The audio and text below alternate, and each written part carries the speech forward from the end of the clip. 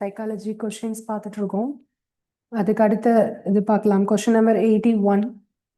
81 வந்து simple some தான். 64 வர்க்க மூலம். 64க்கு ரூட் எடுத்தா 8 வரும். ஓகேவா? ஆன்சர் வந்து 8.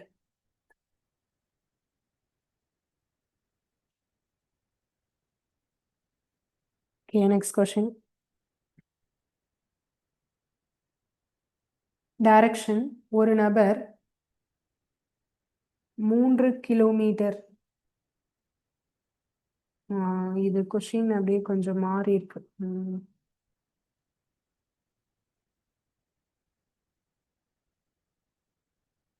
ஓகே, நான் இதில் கொஷின் எழுதுறேன். ஒருவர் 3 கிலோமீட்டர் நடந்து சென்று பின்னர் வலதுபுறம் திரும்பி அதன் பிறகு 1 மீட்டர் நடந்தார். 1 கிலோமீட்டர் நடந்தார். மீண்டும் இடதுபுறம் திரும்பி 5 கிலோமீட்டர் நடந்தார். இறுதியில் அவர் கிழக்கு திசை நோக்கி நகர்வதை கண்டார். எனில் அவர் எந்த திசையில் தனது பயணத்தை தொடங்கினார்? ஓகேவா? இதுதான் கொஷின். ஸோ ஃபர்ஸ்ட் வந்து ஸ்டார்டிங் பாயிண்ட் எடுத்துக்கலாம். அவர் எங்க நோக்கி 3 மீட்டர் போறாருன்னு அவங்க கொடுக்கவே இல்லை. கிலோமீட்டர் மீட்டர் எப்படி வேணா வச்சுக்கோங்க. ஸோ இவங்க வந்து ஸ்டார்டிங்லேயே 3 மீட்டர் நடந்து சென்று அப்படிதான் கொஷினே வருது. அப்போ நாமளே ஏதாவது ஒரு திசை வச்சுக்கலாம். நான் வந்து கிழக்கு திசை வச்சுக்கலாம். 3 மீட்டர். ஓகே, அதுக்கப்புறம் பின்னர் வலதுபுறம் திரும்பி, வலதுபுறம்னா கீழே 1 மீட்டர் போறாரு. அதுக்கப்புறம் மீண்டும் இடதுபுறம், இடதுபுறம்னா இங்கே. ஸோ இது வந்து 5 மீட்டர் போறாருன்னு வச்சுக்கலாம். இப்போ அவர் எந்த கிழக்கு திசை, இது வந்து கிழக்கு திசைன்னு சொல்றாங்க. இந்த 5 மீட்டர் போறது கிழக்கு திசை அப்படின்னா அவர் எந்த திசையில் பயணத்தை தொடங்கினார்? பயணத்தை நான் தொடங்கினதும் இந்த திசை தான் போட்டிருக்கேன். அப்ப தொடங்கினதும் என்னதான் இருக்கும்? கிழக்கு. இந்த ஆரோ கிழக்குனா அப்ப இதுவும் என்னதான்? கிழக்கு தான். ஓகேயா? ஈஸ்ட். ஆன்சர் வந்து ஈஸ்ட், கிழக்கு. அடுத்த கொஸ்டின் போலாம். இது வந்து சிட்டிங் அரேஞ்ச்மெண்ட்.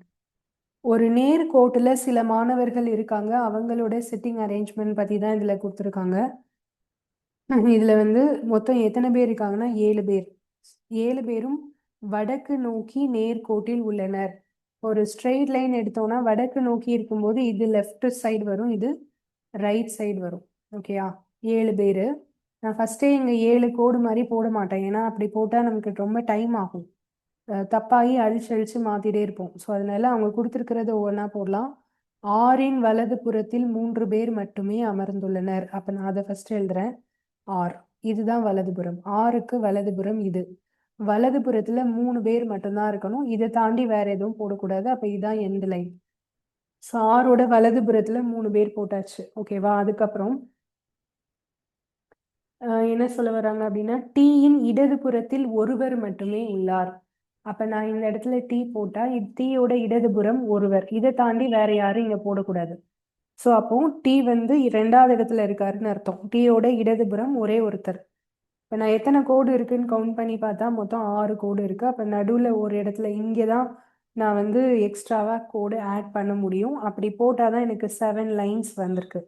ஓகே, இந்த லைனை நானே போட்டுக்கணும். அடுத்தது எக்ஸ் டபிள்யூவின் வலது புறத்தில் உடனடியாக அமர்ந்துள்ளார். ஓகே, இதை வச்சுட்டு அடுத்த லைனுக்கு வரலாம். எக்ஸ் மற்றும் டீக்கு இடையில் 4 பேர் மட்டுமே அமர்ந்துள்ளனர். நாம் ஆல்ரெடி டீ போட்டிருக்கோம் இல்லையா? அப்போ அதை வச்சு எக்ஸ் போட்டுடலாம். டீக்கும் எக்ஸ்க்கும் இடையில 4 பேர் வரணும். அப்போ இந்த சைடு தான் வரணும். 1 2 3 4. அப்போ இங்கே தான் எக்ஸ் போடணும். ஓகேவா? அடுத்தது எக்ஸ் டபிள்யூவின் வலது புறத்தில் உடனடியாக. உடனடியாகனா வேற யாரும் கேப் இருக்கக்கூடாது. அப்போ இந்த இடத்துல டபிள்யூ போட்டாதான் டபிள்யூவுக்கு வலதுபுறம் எக்ஸ் இருக்க முடியும். ஓகேவா? அடுத்தது எஸ் கியூவின் இடதுபுறத்தில் ஏதோ ஒரு இடத்தில் அமர்ந்துள்ளார். ஆனால் ஒய்யின் வலது புறத்தில் ஏதோ ஒரு இடத்தில் அமர்ந்துள்ளார். இது ரெண்டுமே வந்து யாரை குறிப்பது அப்படின்னா எஸ்ஐ குறிப்பது. எஸ் வந்து கியூவுக்கு இடதுபுறமும் அதே சமயத்துல ஒய்யோட வலதுபுறமும் வரணும். ஓகேவா? அப்ப நான் எப்படி போட்டா இது வரும்? இங்க இருக்கிறது 3 கோடு. இந்த 3 கோடுல தான் யாரெல்லாம் எழுத போறோம் அப்படின்னா எஸ், ஒய், கியூ. ஓகே, இப்போ நான் வந்து எஸ் கியூவின் இடதுபுறம் வரணும்னு சொன்னதுனால நான் வந்து என்ன பண்ண போறேன் அப்படின்னா கியூவை இங்கே போடுறேன். அப்போ கியூவோட இடதுபுறம் இந்த இடத்துல எஸ் வரும். ஓகே, ஒய் இங்கே போடுறேன். அப்போதான் ஒய்யோடைய வலதுபுறம் எஸ் வரும். ஓகே, இந்த கொஷின் வந்து உடனடியாக வலதுபுறம் அப்பெல்லாம் கொடுக்கல. எங்க வேணா இருக்கலாம், ஆனால் வலதுபுறம் வரணும். ஸோ இடதுபுறம் வரணும். அப்போ இதுதான் பொசிஷன். எல்லாரையுமே நம்ம போட்டாச்சு. கேள்வி என்ன? ஒய் மற்றும் எக்ஸுக்கு இடையில் எத்தனை பேர் அமர்ந்துள்ளனர்? ஒய் எக்ஸ் நடுவில் வந்து 5 பேர் இருக்காங்க. ஓகே, ஸோ ஆன்சர் வந்து 5.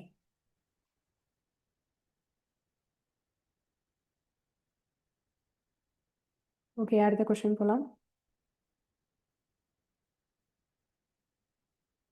இது ஜியாமெட்ரியில ஒரு கொஷின். ஒரு முக்கோணத்தில் 2 கோணங்கள் 60 டிகிரி 50 டிகிரி. மூன்றாவது கோணம். ஒரு முக்கோணத்துடைய 3 கோணங்களின் கூடுதல் வந்து எவ்வளோ வரும்னா 180 டிகிரி வரும். ஸோ ஒரு கோணம் வந்து 60, இன்னொரு கோணம் 50னா அப்போ இன்னொன்று என்ன? கூட்டுனா 180 வரணும், அப்படிதானே? ஸோ அப்போ 60ஐயும் 50ஐயும் கூட்டி நம்ம 180ல இருந்து கழிச்சிட்டோம் அப்படின்னா அதுதான் மூன்றாவது கோணமா இருக்கும். ஆன்சர் வந்து 70. Next question. இது கோடிங் டிகோடிங். ஸோ இதில் கமல் அப்படிங்கிறதுடைய கோடு வந்து LAMAK, அப்படியே ரிவர்ஸாக எழுதியிருக்காங்க. LAMAK. இப்போ இதே மாதிரி RASU, இதை நீங்கள் லாஸ்ட்ல இருந்து ரிவர்ஸாக எழுதிங்கன்னா USAR. ஓகேயா? ஸோ USAR இதுதான் ஆன்சர். இது எல்லாமே ஈஸி கொஷின்ஸ் தான். அடுத்தது போகலாம். இது பிளட் ரிலேஷன். A என்பவர் Bயின் சகோதரி. இதுல யார் அப்ப சகோதரி? A தான் சகோதரி. யாருக்கு? Bக்கு. அப்ப இவங்க மைனஸ், பெண்கள் வந்து மைனஸ். அடுத்தது C என்பவர் Bயின் அம்மா. B உடைய அம்மா வந்து C. இப்போ AB 2 பேருமே Cயோட பசங்க தான். ஓகேவா? இப்ப C வந்து Aக்கும் அம்மா தான், Bக்கும் அம்மா தான். அடுத்த லைன். D என்பவர் Cயின் அப்பா. Cயோட அப்பா இருக்காரு, அவர் தான் D, அவர் வந்து பிளஸ். ஓகேவா? அடுத்தது E என்பவர் Dயின் அம்மா. Dக்கும் ஒரு அம்மா இருக்காங்க, அவங்க வந்து E, அவங்க வந்து மைனஸ் அம்மா. Dக்கு A என்ன உறவு? D இங்க இருக்காங்களா? இவங்க Aக்கு என்ன உறவுன்னு கேக்குறாங்க. Dக்கு A என்ன உறவு? D வந்து தாத்தா, A வந்து பேத்தி. ஓகேவா? அப்ப Dக்கு A என்ன உறவு அப்படின்னா பேத்தி தான் கரெக்ட் ஆன்சர்.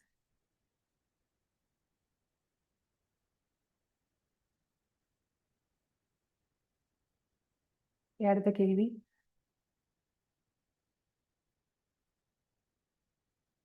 கடிகாரம். ஒரு கடிகாரத்துல 2 முட்களும் எத்தனை முறை நேர்கோட்டில் ஒரு நாளில் எத்தனை முறை நேர்கோட்டில், அதாவது 180 டிகிரி. எக்ஸாம்பிளுக்கு 6 o'clock சொல்லலாம். ஓகேவா? அதுக்கப்புறம் 9:15 சொல்லலாம். இந்த மாதிரி நேரா இருக்கிறது எத்தனை முறை, ஒரு நாளைக்கு எத்தனை முறை நடக்கும் அப்படின்னா 22 முறை நடக்கும். ஓகேவா? இப்போ இது வந்து 180 டிகிரிக்கு இது இருக்கு. நான் எக்ஸ்ட்ராவா வேற ஒரு இன்ஃபர்மேஷனும் உங்களுக்கு சொல்றேன். 0 டிகிரி இது எத்தனை முறை நடக்கும் அப்படின்னா 12 ஹவர்ஸ்க்கு 11 டைம்ஸ், 24 ஹவர்ஸ்க்கு 22 டைம்ஸ். ஓகேவா? 90 டிகிரி இது எவ்வளோ நாள் இருக்கும்னா 12 ஹவர்ஸ்க்கு எத்தனை முறை நடக்கும் அப்படின்னா 22 முறை நடக்கும். 24 ஹவர்ஸ்க்கு 44 டைம்ஸ் நடக்கும், 44 முறை நடக்கும். 180 டிகிரிக்கு 12 ஹவர்ஸ்க்கு கேட்டால் 11 டைம்ஸ், 24 ஹவர்ஸ் அதாவது ஒரு நாளைக்கு கேட்டால் 22 டைம்ஸ். ஓகே, இது நோட் பண்ணி வச்சுக்கோங்க. இதில் வேற ஏதாவது கேட்டாலும் ஆன்சர் போட்டுக்கலாம்.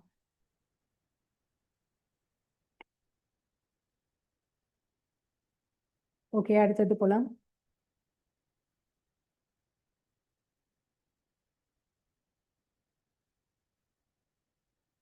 ஒரு கார் வந்து 72 கிலோமீட்டர் பை மணி வேகத்தில் செல்கிறது. அதோடைய 20 நிமிஷத்துல அது எவ்வளவு தூரம் போகும் அப்படின்னு கேட்குறாங்க. ஸோ இப்போ நம்ம வந்து 1 மணி நேரத்துக்கு தான் 72 கிலோமீட்டர். ஓகேவா? இப்போ 72ங்கிறது 1 மணி நேரத்திற்கு. அப்போ நம்ம இதை 20 நிமிஷத்துக்கு கன்வெர்ட் பண்ணணும். ஓகே, அது எப்படி போடலாம்னா, இப்போ நான் இதை வந்து 5/18 மல்டிப்ளை பண்ணிக்கிறேன். அப்படி மல்டிப்ளை பண்ணால் இது செகண்ட்ஸ்க்கு மாறிடும். அதே மாதிரி 20 நிமிடங்களையும் நான் வந்து செகண்ட்ஸ்க்கு மாற்ற போகிறேன். செகண்ட்ஸ்க்கு மாற்றுறதுக்கு 60ஆல் பெருக்கிக்கும். ஓகே, நிமிடமாக வினாடியாக மாற்றிருக்கேன். கிலோமீட்டர் பெர் ஹவரையும் செகண்ட்ஸாக மாற்றிருக்கேன், மீட்டர் பெர் செகண்ட்ஸாக மாற்றிருக்கேன். ஸோ 20 × 60 செகண்ட்ஸ், 72 × 5/18 செகண்ட்ஸ் தான். இது நான் ஏன் பெருக்கியிருக்கேன் எல்லாத்தையும் அப்படின்னு கேட்டிங்கன்னா, நம்ம என்ன கண்டுபிடிக்க போகிறோம்? டிஸ்டன்ஸ். டிஸ்டன்ஸ்க்கு ஃபார்முலா என்ன? Speed into time. ஓகே, அப்போ ஸ்பீடு வந்து 72/8 இன்டூ 5/18. டைம் வந்து நிமிடத்தை செகண்ட்ஸாக கன்வெர்ட் பண்ணியிருக்கோம். இப்போ இதை கேன்சல் பண்ணுறேன். 18வது வாய்ப்பாடில் ஸ்ட்ரைட்டாக அடித்தா 4 18 72.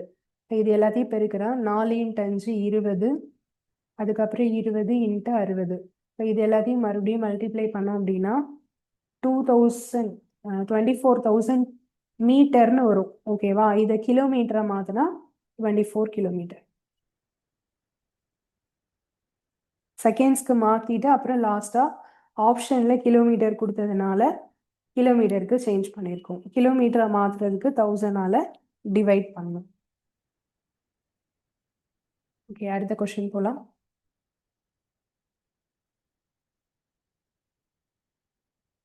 இது வந்து 7 மாணவர்கள் நேர்கோட்டில் இருக்காங்க வடக்கு நோக்கி. அதே மாடல் நம்ம ஏற்கனவே பார்த்தது. இதில் டி என்பவர் கியூவுக்கு டி மற்றும் கியூக்கு இடையில ஒரே ஒருத்தர் தான் இருக்காங்க. ஸோ ஃபர்ஸ்ட் இது லெஃப்ட் ரைட் அதை போட்டுக்கலாம்.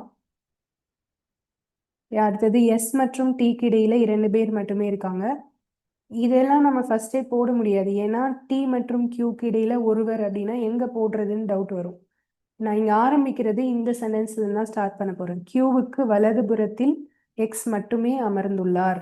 ஓகே, அப்ப இங்க கியூ போட்டோம்னா கியூடைய வலதுபுறம் இங்க எக்ஸ், இந்த எண்டு லைன் இதோடைய முடியுது, எக்ஸ்கோட முடியுது. இதுக்கப்புறம் யாரும் இல்லைன்னு அர்த்தம். ஓகேவா? அடுத்தது இதை எழுதலாம். இது கியூ வச்சு ஒரு சென்டென்ஸ் இருக்கா? டி மற்றும் கியூக்கு இடையில் ஒருவர் மட்டுமே உள்ளனர். கியூ ஆல்ரெடி போட்டோம். அப்புறம் ஒரு கோடு நடுவில் போட்டுட்டு இங்கே டி போட்டுக்கலாம். ஓகே, அப்போ டி கியூக்கு நடுவில் ஒருத்தர் வருவாங்க. அடுத்தது எஸ் மற்றும் டிக்கு இடையில் 2 பேர் அப்படின்னா எஸ் இந்த சைடு தான் வரணும். 1 2 இங்கே எஸ். அப்போ நம்ம போட்டிருக்கிற லைன் 7 லைன்ஸ் இருக்கான்னு பார்த்துக்கோங்க. 1 2 3 4 5 6 7 இருக்கு. அடுத்தது டபிள்யூக்கு வலதுபுறம் சில இடங்களில் ஒய் அமர்ந்துள்ளார். ஆனால் ஆருக்கு இடதுபுறம் சில இடங்களில் அமர்ந்துள்ளார். இந்த மாதிரி லைன் வரும்போது தான் கேர்ஃபுல்லாக போகணும். ஓகேவா? இது வந்து டபிள்யூக்கு வலதுபுறத்துல ஒய் இருக்காரு, ஆனால் ஆருக்கு இடதுபுறம் இருக்காரு. புரிஞ்சுச்சா? யாரை சொல்றாங்கன்னு தெரியுதா? ஒய்ய சொல்றாங்க. ஓகே, டபிள்யூக்கு வலதுபுறம் அப்படின்னா டபிள்யூ எங்க போடணும்? இந்த இடத்துல போட்டாதான் டபிள்யூக்கு வலதுபுறத்துல யார் இருப்பா? ஒய். பட் ஆருக்கு இடதுபுறம் சொல்லிட்டாங்களே, அப்ப ஆறு இங்க போட்டா வராது. சரி, அப்ப என்ன பண்ணலாம்? ஆருக்கு இடதுபுறம். ஸோ நான் வந்து ஆறு எங்க போடுறேன் அப்படின்னா இங்க எழுதுறேன். ஆருக்கு இடதுபுறம் இந்த இடத்துல யாரை போட்டுக்கிறேன்னா ஒய். அதே சமயத்துல ஒய் யாருக்கு வலதுபுறம்? டபிள்யூ. அப்ப இங்க டபிள்யூ.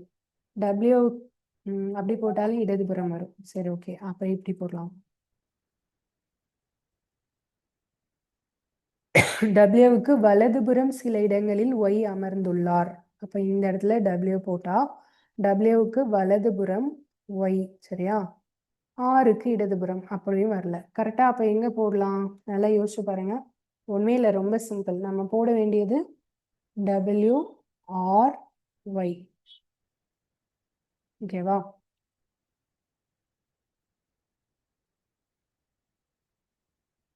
ஓகே, இப்போ நான் வந்து டபிள்யூ இங்க போட்டோம்னா டபிள்யூவுக்கு வலதுபுறத்துல இங்க ஒய் வரும். இங்க ஆர் போட்டா ஆருக்கு இடதுபுறத்துல ஒய் வரும். கரெக்டா வருதா? இங்க என்ன கண்டுபிடிக்கணும்? ஆருக்கு வலதுபுறத்தில் எத்தனை பேர் அமர்ந்துள்ளனர்? ஆருடைய வலதுபுறம் இது 2 பேர். அப்ப இந்த கொஸ்டினோட ஆன்சர் 2.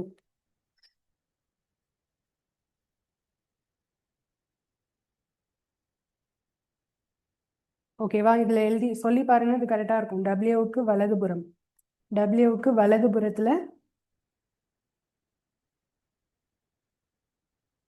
இருக்காரு. ஓகேவா? யாரு? இல்ல, மாத்தி போட்டிருக்கனா? சரி, ஒரு நிமிஷம். இது கன்ஃபியூஸ் ஆகுது.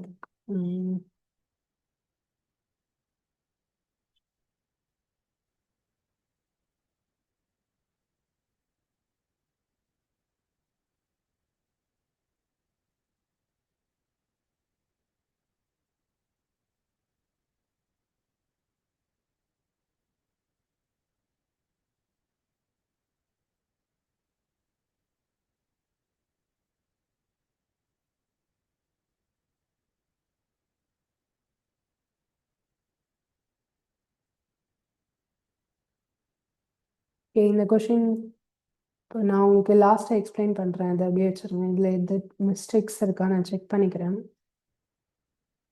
ஓகே, அடுத்த கொஷின் போகலாம். 89, 90. இப்போ நம்ம பார்க்க போகிறது 98th கொஷின். 6 பேர் இருக்காங்க. இது எல்லாமே வடக்கு நோக்கி இருக்காங்க. ஓகே, 6 பேர். அப்போ இதுதான் லெஃப்ட் வரும், இது வந்து ரைட் சைடு வரும். ஓகே, வியின் இடமிருந்து எண்ணும் போது டபிள்யூ மற்றும் விக்கு இடையில் ஒருவர் மட்டுமே அமர்ந்துள்ளார். இப்போ நான் ஃபர்ஸ்ட் வி போடுறேன். வியோட இடதுபுறம்னா இந்த சைடு. எண்ணும் போது டபிள்யூ மற்றும் விக்கு இடையில ஒருத்தர் தான் வரணும். அப்போ இங்கே ஒருத்தர் போட்டு இங்கே டபிள்யூ போட்டுக்கலாம். இடதுபுறத்துல இருந்து பார்க்குறப்போ ஒரே ஒருத்தர் மட்டும் இருக்காங்க. ஓகேவா?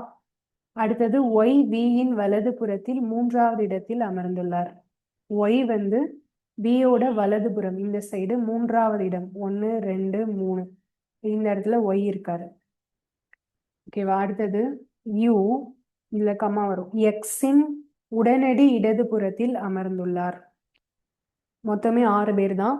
இங்க 6 லைன் போட்டேன். இதுக்கப்புறம் போடுறவங்களே இதுக்குள்ளே தான் நம்ம போட்டாகணும். ஸோ யூ எக்ஸின் உடனடி இடதுபுறம் அப்படின்னா யூ எக்ஸ் கண்டினியூஸாக வருவாங்க இந்த 2 இடம். ஓகே, அதில் யூ வந்து எக்ஸோட இடதுபுறத்தில் போடணும். அப்போ எக்ஸை இங்கே போட்டாதான் எக்ஸோட இடதுபுறம் இந்த இடத்துல யாரை போடலாம்? யூ. ஓகே, டி மற்றும் எக்ஸுக்கு இடையில் எத்தனை பேர் உள்ளனர்? சரி, ஓகே, நம்ம இங்க எல்லாம் எழுதுனதுக்கு அப்புறமா ஒரு இடம் மட்டும் காலியா இருக்கு இல்லையா? அது யார் இன்னும் போடாம இருக்கும் அப்படின்னா டி. அதை இங்க போட்டு ஃபில் பண்ணிக்கும். டி மற்றும் எக்ஸுக்கு இடையில் எத்தனை பேர் இருக்காங்கன்னா டி எக்ஸ் இடையில 2 பேர் இருக்காங்க. ஸோ ஆன்சர் வந்து 2.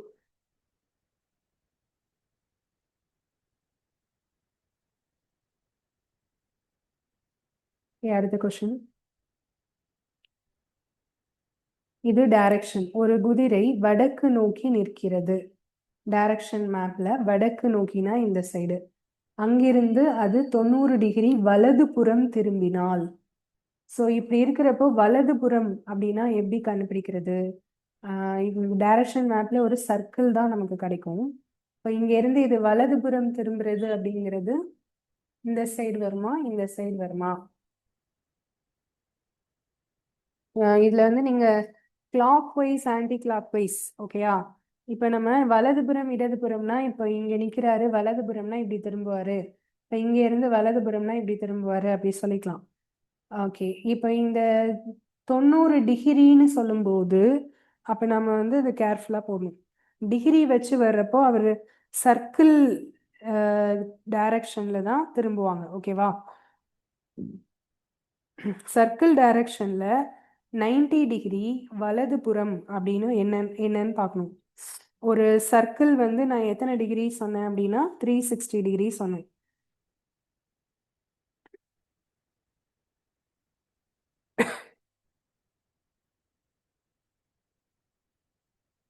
ஸோ சர்க்கிள் 360 டிகிரி அப்படின்னு சொல்லும்போது 90 டிகிரி அப்படிங்கிறது நீங்கள் எங்கேருந்து பார்க்கணுன்னா நார்த்தில் இருந்து.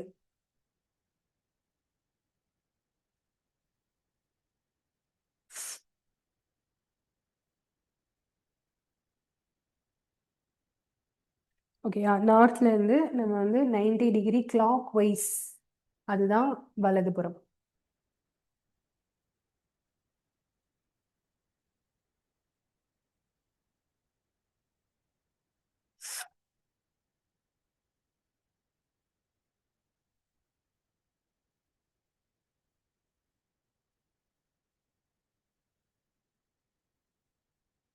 ஓகேயா?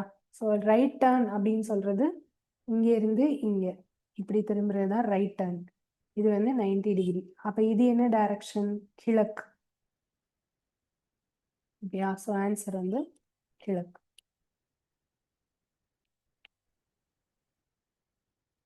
ஓகே, நெக்ஸ்ட் கொஸ்டின் போகலாம். Time and work. 10 மனிதர்கள் ஒரு சுவரை 10 நாட்களில் கட்டுகிறார்கள். அதே சுவரை 5 மனிதர்கள் எத்தனை நாட்களில் கட்டுவார்கள்? இதுல வந்து மென் டேஸ் ரெண்டா பிரிச்சுக்கலாம். 10 பேரு 10 நாள். அப்ப 5 பேரு எவ்வளவு நாள்? இதுல வந்து ஆட்களோட எண்ணிக்கை குறையுது. முதல்ல 10 பேர் வேலை செஞ்சுட்டு இருந்த இடத்துல இப்ப 5 பேர் இருக்காங்க. அப்ப நாட்கள் வந்து கூடும், இன்க்ரீஸ் ஆகும். ஓகேவா? இப்போ ஒன்று குறையுது ஒன்று கூடுதுன்னா இதுதான் நம்ம எதிர்மாறல்னு சொல்லுவோம், இன்வர்ஸ் ப்ரப்போர்ஷன். இப்போ இந்த மாதிரி வரும்போது நம்ம ஆன்சர் கொண்டு வரதுக்கு ஸ்ட்ரெயிட்டாக பெருக்கும். 10 into 10 equal to 5 into X. அப்போ எக்ஸ் ஈக்குவல் டு இந்த 5ஐ இந்த சைட் கொண்டு வரும். இப்போ இதை கேன்சல் பண்ணால் 20. அப்போ 20 நாள் ஆகும். 5 பேர் மட்டும் அந்த வேலையை செஞ்சால் 20 நாளில் செய்வாங்க. ஓகேவா?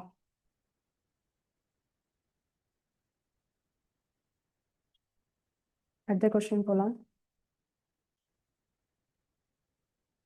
ஸோ இதுவும் ஒரு ஸ்ட்ரெயிட் லைன் வச்சு கேட்கக்கூடிய கொஷின். இந்த இடத்துல தெற்கு நோக்கி இருக்காங்கன்னு சொல்லி கொடுத்துட்டாங்க. அப்போ வடக்கு நோக்கி அப்படின்னா லெஃப்ட் ரைட் போட்டோம்ல, அப்போ இங்கே வந்து மாறும். இதுதான் ரைட் சைட், இதுதான் லெஃப்ட் சைட். ஓகேவா? இது வலது, இது இடது.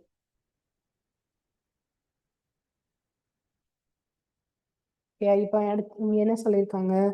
டி என்பவர் ஜிக்கு உடனடியாக இடதுபுறத்திலும் ஈக்கு உடனடியாக வலதுபுறத்திலும் அமர்ந்துள்ளார். நான் இதை ஃபர்ஸ்ட் எழுதுறேன். டி வந்து ஜிக்கு உடனடியாக இடதுபுறம்.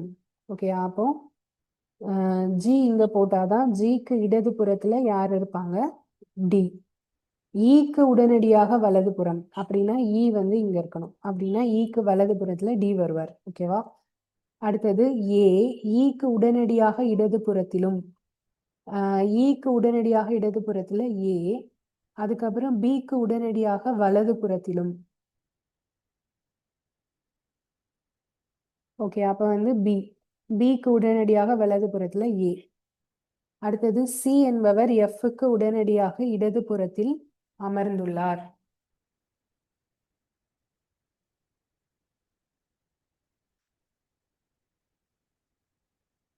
ஓகே, இப்போ வந்து இந்த இடத்துல நமக்கு ஒரு டவுட் வரும். இந்த வரிசை வந்து எங்க ஸ்டார்ட் ஆகுது? இப்போ நான் வந்து மொத்தம் 7 பேர் சொல்லியிருக்காங்க. நம்ம இப்போ 5 பேர் போட்டிருக்கோம். இன்னும் போட வேண்டியது சியும் எஃப்பும். ஓகேயா? சி எஃப்க்கு உடனடியாக இடதுபுறத்திலும் அமர்ந்துள்ளார் அப்படின்னு மட்டும்தான் சொல்லியிருக்காங்க. சி வந்து எஃப்க்கு இடதுபுறம் அப்படின்னா இதை 2 விதமா நம்ம எழுத சான்ஸ் இருக்கு. ஜிடிஇஏ பி. பிக்கு இந்த சைடு நம்ம வந்து சிஎஃப் போட்டோம் அப்படின்னா எஃப்க்கு உடனடியாக இடதுபுறம்னா எஃப்க்கு இடதுபுறம் இப்படி போட்டாலும் கரெக்டு தான். இல்லைன்னா அந்த 2 பேரை இங்கே தூக்கி போட முடியுமான்னு பாருங்க. சி என்பவர் எஃப்க்கு உடனடியாக இடதுபுறம் அப்படின்னா இப்போ இங்கே எஃப் இடதுபுறம் சி இப்படியும் போடலாம். அப்போ அந்த எஃப்சி எங்கே வருவாங்க? பிக்கு இந்த சைடு வருவாங்களா, ஜிக்கு இந்த சைடு வருவாங்களா? அது ஒரு டவுட் இருக்கு. ஓகே, அப்படி பார்த்தோம்னா இப்போ பிக்கு உடனடியாக இடதுபுறத்தில் அமர்ந்திருப்பவர் யார்? இதான் கேள்வி. இதுதான் பிக்கு உடனடியாக இடதுபுறத்தில் அமர்ந்திருப்பவர் யார்? அப்போ நான் இந்த ஆப்ஷன் படி போட்டேன்னா அப்போ பிக்கு இந்த சைடு யாருமே இருக்க மாட்டாங்க. அப்போ அவங்க எதை மீன் பண்ணி கேட்குறாங்கன்னா இதை மீன் பண்ணி தான் கேட்குறாங்க. ஓகேயா? அப்போ எஃப்சியை வந்து நாம இந்த சைடு தான் போடுற மாதிரி இருக்கும். ஓகே, அப்படி போட்டாதான் பிக்கு இடதுபுறத்துல நம்ம ஆன்சரே பண்ண முடியும். ஓகே, அதனால நம்ம இங்க போடுறோம். இப்போ பிக்கு உடனடியாக இடதுபுறம், இப்போ இந்த சைடு இருக்கிறது யாரு? எஃப். ஸோ அப்போ ஆன்சர் வந்து எஃப்.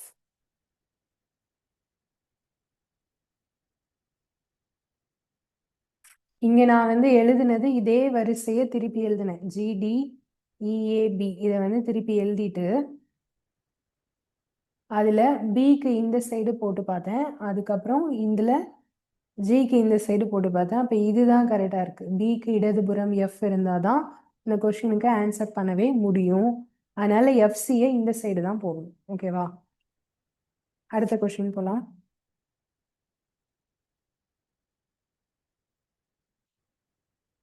ஒரு கிலோ அரிசியின் விலை 40 ரூபாய். அது 25% உயர்ந்தால் புதிய விலை என்ன? இது ஒரே ஸ்டெப்ல ஆன்சர் போட்டுடலாம். 40 ரூபாயை 25% இன்க்ரீஸ் பண்ணணும் அப்படின்னா அதை 125/100ன்னு போட்டால் போதும். இதில் 5 25 4 25 இதில் 10. இப்போ ஆன்சர் வந்து 50. சரியா?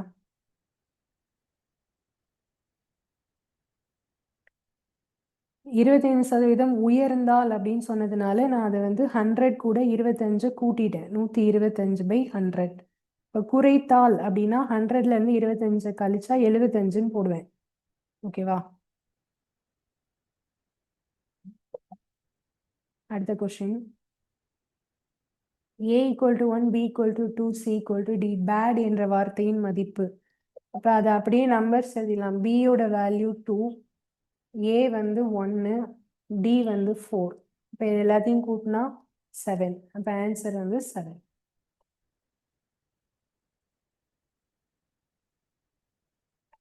ஓகே, அடுத்த கொஸ்டின் போகலாம். இது வந்து ஒரு சிட்டிங் அரேஞ்ச்மெண்ட் வட்ட வடிவத்தில் வந்து கொடுத்துருக்காங்க. ஸோ இதில் என்ன சொல்லியிருக்காங்கன்னா, ஒரு 6 பேர் இருக்காங்க. 6 பேர் வட்ட வடிவத்தில் இருக்கும்போது நம்ம அதை எழுதுறப்ப எப்படி எழுதுறோம்னா 1 2 3 4 5 6 ஆப்போசிட்டாக வர மாதிரி எழுதணும். ஓகேவா? அதில் எல் என்பவர் எம்மின் வலது புறத்தில் இரண்டாவதாக உள்ளார் அப்படின்னு சொல்லியிருக்காங்க. இதில் வலது இடது ஒரு வட்டத்தில் நீங்கள் வந்து இந்த மாதிரி கிளாக் வைஸ் இப்படி போட்டிங்கன்னா சிட்டிங் அரேஞ்ச்மெண்ட்டில் வந்து இந்த மாதிரி போட்டால் அது இடது. சரியா? இப்படி போட்டால் அது வந்து வலது. கிளாக் வைஸில் பார்த்தீங்கன்னா அது இடது, இப்படி பார்த்தோம்னா அது வலது. ஓகேவா? இப்போ எல் என்பவர் எம்மின் வலது புறத்தில் இரண்டாவதாக உள்ளார் அப்படின்னு சொல்லியிருக்காங்க. அப்போ நான் இங்கே வேணால் ஸ்டார்ட் பண்ணலாம். எம்முடைய வலது புறம்னா இந்த சைட் 1 2, இங்கே எல் வருவார். அடுத்தது கே என்பவர், ரெண்டாவது லைனை நான் விட்டுட்டேன், இங்கே வரேன். கே என்பவர் எம்முக்கு உடனடியாக இடதுபுறத்தில் அமர்ந்துள்ளார். இப்போ எம்முக்கு உடனடியாக இடதுபுறம்னா இங்கே, இதுதான் கே. ஓகேவா? அடுத்தது கே மற்றும் எண்ணுக்கு இடையில் ஒருவர் மட்டுமே அமர்ந்துள்ளனர். அதுக்கு முன்னாடி இதை போட்டுடலாமா? ஓ என்பவர் கேயின் வலது புறத்தில் இரண்டாவதாக உள்ளார். அப்போ கேயோட வலது புறம்னா இது 1 2, இந்த இடத்துல ஓ வரார். ஓகேவா? அடுத்தது கே என்பவர் எம்முக்கு உடனடியாக இடதுபுறத்தில் அமர்ந்துள்ளார். கே மற்றும் எண்ணுக்கு இடையில் ஒருவர் மட்டுமே அமர்ந்துள்ளார். இங்க கேனா இந்த ஒரு இதை விட்டுட்டு இங்க என் போட்டுடலாம். எல்லாரையுமே போட்டோம். இன்னும் போடாம இருக்கிறது என்ன அப்படின்னா என் என் போட்டாச்சு. ஓகே, இப்போ இன்னும் போடாம இருக்கிறது வந்து பி. கொஷின், பிக்கு உடனடியாக இடதுபுறத்தில் அமர்ந்திருப்பவர் யார்? பிக்கு உடனடியாக இடதுபுறத்தில் என். ஓகேயா? ஸோ அப்போ ஆன்சர் வந்து என்.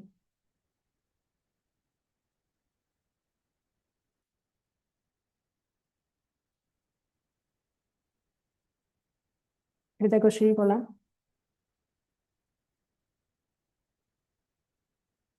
அதுக்கு அடுத்ததும் ஒரு வட்ட வடிவத்தை வச்சு வரக்கூடிய கொஸ்டின் தான். இதுல வந்து மொத்தம் எத்தனை பேர் இருக்காங்க அப்படின்னா 7 பேர் இருக்காங்க. ஸோ 7 பேர் இருக்கும்போது நம்ம வந்து ஆப்போசிட்டா போடணும்னு அவசியம் இல்லை, எப்படி வேணா போட்டுக்கலாம். மொத்தம் 7 பேர் வரணும். ஓகேவா? ஸோ இதுல ஃபர்ஸ்ட் பியின் வலது புறத்திலிருந்து எண்ணும் போது பி மற்றும் ஆருக்கு இடையில் 2 பேர் மட்டுமே அமர்ந்துள்ளனர். ஸோ நான் முதல்ல வி எழுதுறேன். வியோட வலது புறம்னா இந்த சைடு. வலது புறத்திலிருந்து எண்ணும் போது வி மற்றும் ஆர் இடையில் 2 பேர் அப்படின்னா இந்த இடத்துல வரும். விக்கும் ஆருக்கும் இடையில 2 பேர் வரும். ஓகேவா? அடுத்தது ஆர் மற்றும் டீக்கு இடையில் 2 பேர் உள்ளனர் அப்படின்னா இந்த 2ஐ விட்டுட்டு இந்த இடத்துல தான் டீ போட முடியும். ஏன்னா ஆருக்கும் டீக்கும் நடுவில் 2 பேர் வரணும். ஓகே, அடுத்தது வி மற்றும் யூ இடையில் 3 பேர் மட்டுமே அமர்ந்துள்ளனர். அப்ப வி இங்க இருக்காருன்னா யூ வந்து அப்ப எங்க போட முடியும்? 1 2 3 இங்கே போட முடியாது. ஸோ அப்போ இங்கே போடலாம். 1 2 3, இந்த 3 பிளேஸை விட்டுட்டா இந்த இடத்துல யூ போடலாம். ஓகேவா? அடுத்தது QSஇன் உடனடி இடதுபுறத்தில் அமர்ந்துள்ளார். Qயும் Sம் கண்டினியூஸாக இருக்கணும். அப்போ இந்த 2 இடம் காலியாக இருக்கிறது தான் Q அண்ட் S போட முடியும். அப்போ Q வந்து Sக்கு உடனடி இடதுபுறம். ஓகேவா? அப்போ S இங்கே போட்டுட்டா அவரோட உடனடி இடதுபுறம் Q வந்துடலாம். அடுத்தது இன்னும் போடாம இருக்கிறது ஓ, அவரை இங்க போட்டுடலாம். ஓ மற்றும் டீக்கு இடையில், அதாவது கியூவின் வலது புறத்திலிருந்து எண்ணும் போது ஓ மற்றும் டீக்கு இடையில், சாரி, கியூ மற்றும் டீக்கு இடையில் எத்தனை பேர் உள்ளனர்?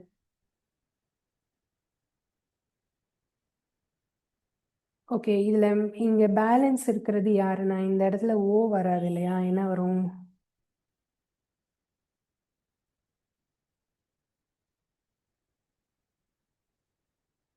பி கியூ எல்லாரையுமே போட்டோமா? இன்னும் போடாம இருக்கிறது வந்து பி.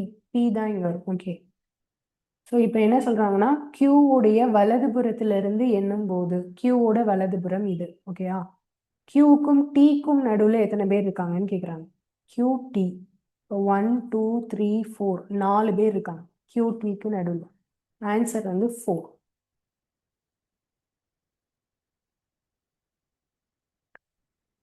அடுத்த கொஸ்டின் போலாம்.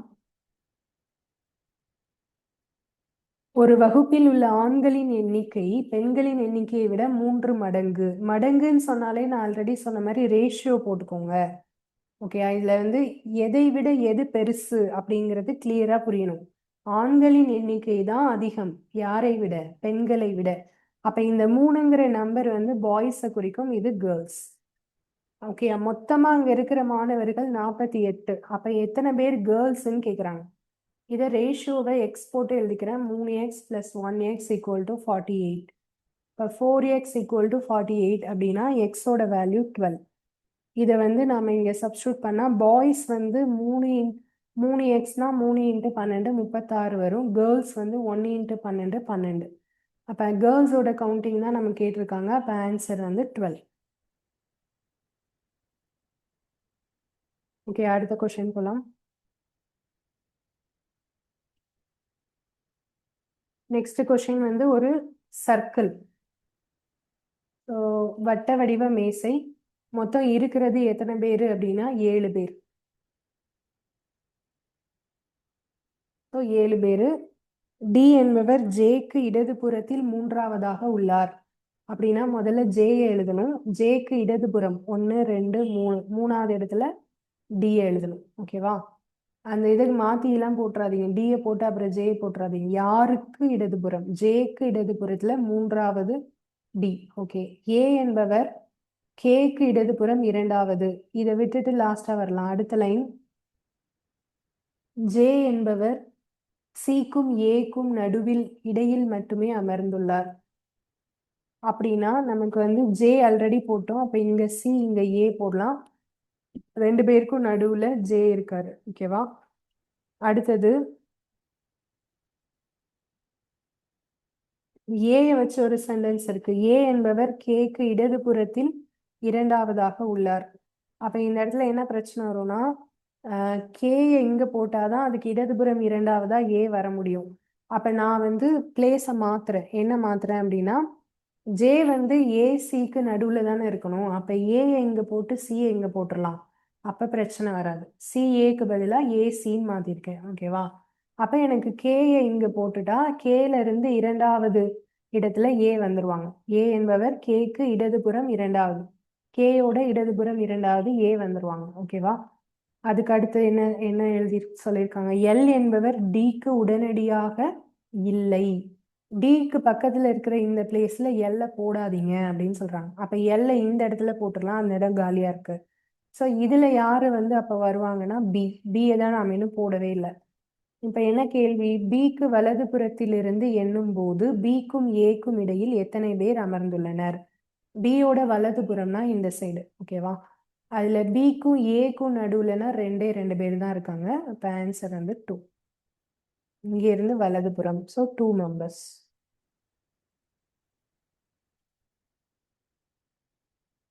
அடுத்த கொஸ்டின் போலாம். 100க்கும் 200க்கும் இடையில் எத்தனை எண்கள் 7ஆல் முழுமையாக வகுப்படும்? இப்போ இந்த இடத்து இந்த மாதிரி உங்களுக்கு வந்து இந்த நம்பருக்கும் இந்த நம்பருக்கும் இடையில அப்படின்னு கேட்டாங்கன்னா ஃபர்ஸ்ட் நீங்க என்ன செக் பண்ணணும்னா இந்த 100ங்கிற நம்பரோ இல்ல 200ங்கிற நம்பரோ 7ஆல வகுப்படுமா அப்படின்னு முதல்ல பார்க்கணும். இப்ப 100மே 7ல போகாது, இதுவும் போகாது. ஓகேவா. அப்ப ரெண்டுக்கும் மிடில்ல எத்தனை நம்பர் இருக்கு நம்ம ஈஸியா கண்டுபிடிக்கலாம். அதுக்கு வந்து ஃபர்ஸ்ட் இந்த ரெண்டுல எது பெரிய நம்பரோ அதை நான் வந்து 7ஆல டிவைட் பண்ணிக்கிறேன். வந்து 2 7 14 60 போட்டோம்னா 8 7 56. பேலன்ஸ் வந்து 4. இதுல 28 கோஷியன்ட்டை தான் நம்ம எடுக்க போறோம். அதை அப்படியே வச்சுக்கோங்க. அடுத்தது சின்ன நம்பர் 100 7ஆல டிவைட் பண்ணுங்க. 1 7 3 4 7 28. இதோட ஸ்டாப் பண்ணிக்கணும். இப்போ இந்த 40. இது வந்து 200 வரைக்கும் 7ஆல வகுபடுற எண்கள் 28 எண்கள் இருக்கு. 100 வரைக்கும் 7ஆல வகுப்படும் எண்கள் 14 எண்கள் இருக்கு. அப்ப ரெண்டுக்கும் நடுவுல எத்தனை எண்கள் இருக்குன்னா 28ல இருந்து 14 கழிச்சிடுங்க. 14 எண்கள் இருக்கு. அவ்வளவுதான், சிம்பிள்.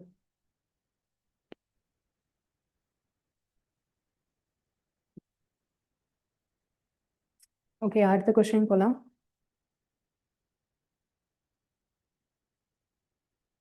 அதுக்கு அடுத்தது சிட்டிங் அரேஞ்ச்மெண்ட் சர்க்கிள். சர்க்கிள் மொத்தம் வந்து எத்தனை பேர் இருக்காங்க? 7 பேர். ஓகே, இதுல எக்ஸ் என்பவர் கியூவுக்கு இடதுபுறம் மூன்றாவதாக உள்ளார். இப்போ கியூ எழுதிக்கலாம். கியூவோட இடதுபுறம் 1 2 3. ஸோ இது வந்து எக்ஸ். அதுக்கப்புறம் எக்ஸை வச்சு உள்ள சென்டென்ஸ் இங்கே வருது, அது எடுக்கலாம். எக்ஸுக்கு வலது புறத்திலிருந்து எண்ணும் போது எக்ஸ் மற்றும் எஸ் இடையில் 4 பேர் மட்டுமே அமர்ந்துள்ளனர். எக்ஸோட வலது புறம்னா இந்த சைட். 1 2 3 4. அப்போ இங்கே தான் எஸ் வரும். எக்ஸ் மற்றும் எஸ் இடையே வலது புறத்திலிருந்து எண்ணினால் 4 பேர் உள்ளனர். ஓகேவா? அதுக்கப்புறம் ஆர் என்பவர் டீக்கு இடதுபுறத்தில் மூன்றாவது இடத்தில் அமர்ந்துள்ளார். ஸோ அப்போ ஆரும் டீயும் நம்ம இங்கே வந்து ஃபர்ஸ்ட் போடணும். அப்பதான் நமக்கு அடுத்து போட முடியும். ஓகே, இன்னொரு இங்கே இருக்கு பாருங்க. எஸ் டபிள்யூ என்பவர் எஸ் மற்றும் கியூ இரண்டிற்கும் இடையில் அமர்ந்துள்ளார். ஓகே, அப்போ வந்து எஸ் மற்றும் கியூல இங்கே டபிள்யூவை போட்டுடலாம். அப்போ ஆர் டீயை மற்ற ஒரு இடத்துல தான் நம்ம போட முடியும். டீக்கு இடதுபுறம் மூன்றாவது இடத்துல ஆர் வரணும். அப்போ இங்கே டீ போட்டாதான் 1 2 3 இந்த இடத்துல ஆர் வரும். ஓகேவா? ஸோ இன்னும் நாம யாரை போடாம இருக்கோம்? ஒய். ஒய் தான் அப்போ இங்கே போடணும். கொஷின் வந்து ஒய்க்கு இடதுபுறத்திலிருந்து எண்ணும் போது ஒய் மற்றும் டபிள்யூ இடையில் எத்தனை பேர் அமர்ந்துள்ளனர்? ஒய்க்கு இடதுபுறம்னா இது. இடதுபுறத்திலிருந்து எண்ணும் போது ஒய்க்கும் டபிள்யூக்கும் நடுவில் 3 பேர் இருக்காங்க. ஓகே, ஆன்சர் வந்து 3.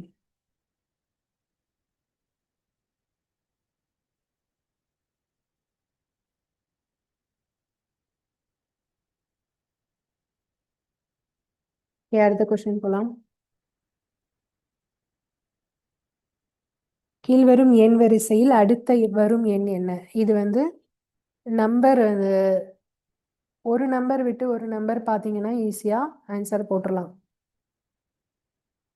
ஒரு சீரீஸ் வந்து ஆட் நம்பரா போகுது, ஒரு சீரீஸ் வந்து ஈவன் நம்பரா டிக்ரீஸ் ஆகும். 15 13 11.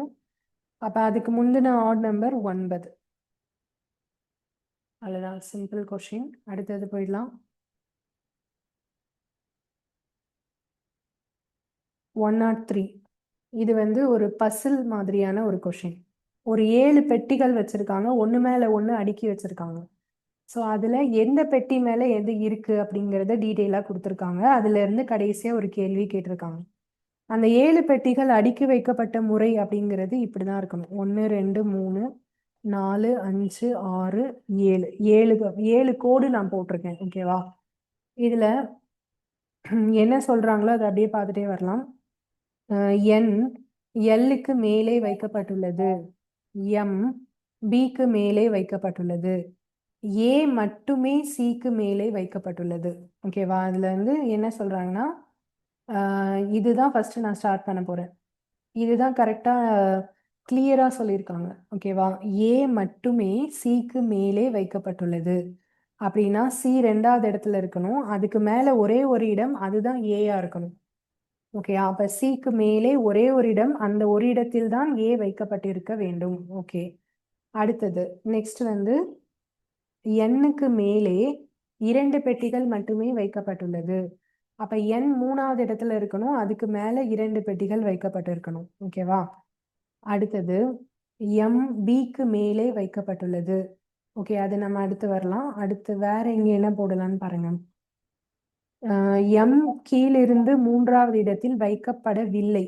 ஸோ கீழிருந்து 3வது இடத்துல வந்து எம் போடக்கூடாதுன்னு சொல்லிட்டாங்க. ஓகே, ஃபர்ஸ்ட் லைன் ஒன்று இருக்கு பாருங்க. என் எல்லுக்கு மேலே வைக்கப்பட்டுள்ளது.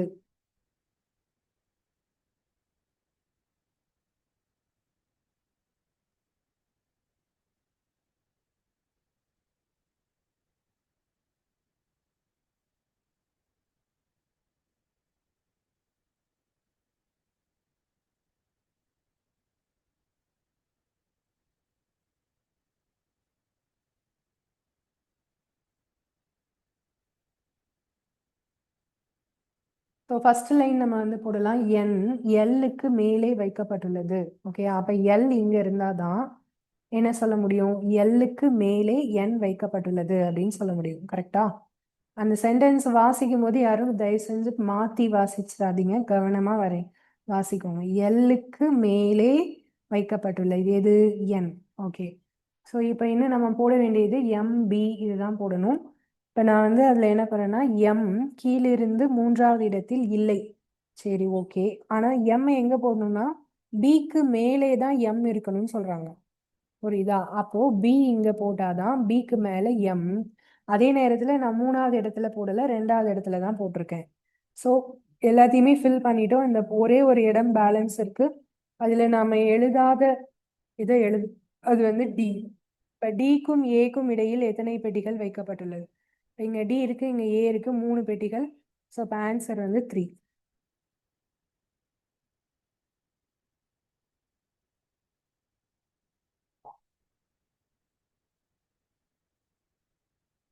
ஓகே, அடுத்த கொஸ்டின் போகலாம். ஒரு வரைபடம் இருக்கு, அதுல எத்தனை சதுரங்கள் இருக்கு அப்படின்னு சொல்லி கேட்டிருக்காங்க. இது ரொம்ப சிம்பிள் தான். ஃபர்ஸ்ட் நான் வெளியே இருந்து வரேன். பெரிய சதுரம் ஒன்று இருக்கு இல்லையா, அது 1. அதுக்கு உள்ள இந்த சதுரம் இது வந்து 2. அதுக்கும் உள்ள இருக்கு இல்லையா, இது 3. ஸோ 3 வரைக்கும் நம்ம கவுண்ட் பண்ணியிருக்கோம்.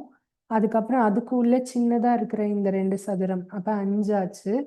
ஓகேவா? அதுக்கப்புறம் அதுக்கு அதையும் விட கொஞ்சம் பெருசா இருக்கு பாருங்க இந்த சதுரம். ஓகே, அப்ப இதுல இருந்து என்னாச்சு? 7 ஆச்சா? ஸோ அதையும் விட பெருசா இருக்கு பாருங்க இந்த சதுரம். 1 அப்புறம் 2. இப்போ 7 + 2 9.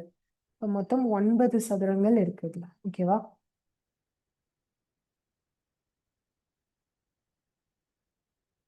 அடுத்த கொஸ்டின்.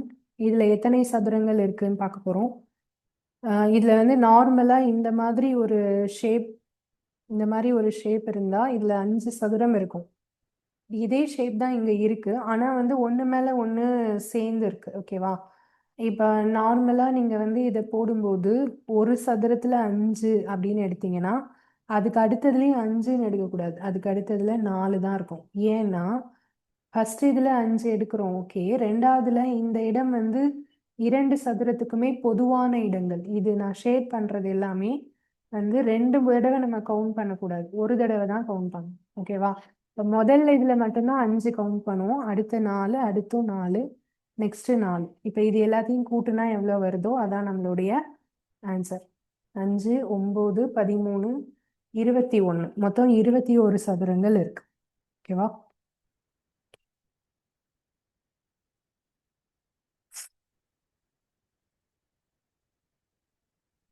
இது இன்னும் புரியலன்னா நான் வேற விதமா சொல்றேன். இப்போ நான் இப்ப சொன்னது உங்களுக்கு புரியல அப்படின்னா இப்படி கூட சொல்லிக்கலாம். எப்படின்னா இப்போ இதுல வந்து பெரிய சதுரங்கள் எத்தனை இருக்குன்னா இது 1, 2, 3, 4, 5. பெரிய சதுரம் 5 இருக்கா? உள்ள இருக்கிற சின்ன சின்ன சதுரங்களுக்கு நம்பர் போட்டு பாருங்க.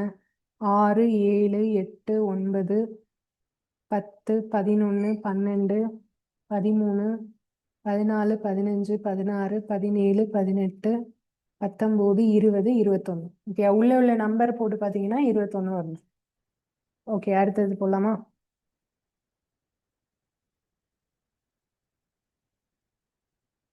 அடுத்தது வந்து அடுத்து வரும் எண் காண்க. இப்போ இதில் வந்து 2, 3, 5, 8, 12, 17 கொஷின் மார்க். இப்போ டிஃப்ரென்ஸ் எடுத்து பார்க்கலாம். 1, அடுத்தது 2, அடுத்தது 3, அப்புறம் 4, அப்புறம் 5. ஆட் ஆகிட்டே வருது. 1 + 2 + 3 + 4 + 5 அப்புறம் +6 வரணும். 17 கூட 6 ஆட் பண்ணால் 23. ஸோ ஆன்சர் வந்து 23.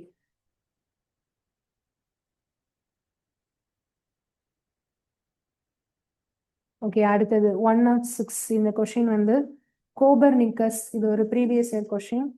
கோபர்னிக்கஸ் என்பவர் யார்? இது வந்து பிசிக்ஸ்லயும் இந்த கேள்வி வரும். இவர் ஒரு விண்வெளி ஆராய்ச்சியாளர், நிக்கோலஸ் கோபர்னிக்கஸ்.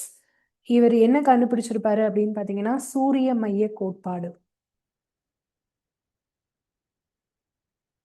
ஓகேயா? சூரிய மைய கோட்பாடு. அதாவது முதல்ல பூமி சூரியன்லாம் எப்படி இருக்குங்கிற ஆராய்ச்சி நடத்தும் போது பூமி தான் மையத்துல இருக்கு அப்படின்னு சொல்லி கண்டுபிடிச்சிருப்பாங்க. அதை மாத்தி இவர் தான் சூரியன் தான் மையத்துல இருக்குன்னு சொல்லுவார். ஓகேயா? அந்த பூமி தான் மையத்துல இருக்கு அப்படின்னு சொன்னவர் யாருன்னா புவி மைய கோட்பாடு. அவர் வந்து தாலமி. ஓகேயா? இவர் வந்து நிக்கோலஸ் கோபர்னிக்கஸ். இவர் வந்து சூரிய மைய கோட்பாடு. அதனால இவர் வந்து ஆராய்ச்சியாளர்னு சொல்லணும், விண்வெளி ஆராய்ச்சியாளர். ஓகேவா? அடுத்த கொஸ்டின்.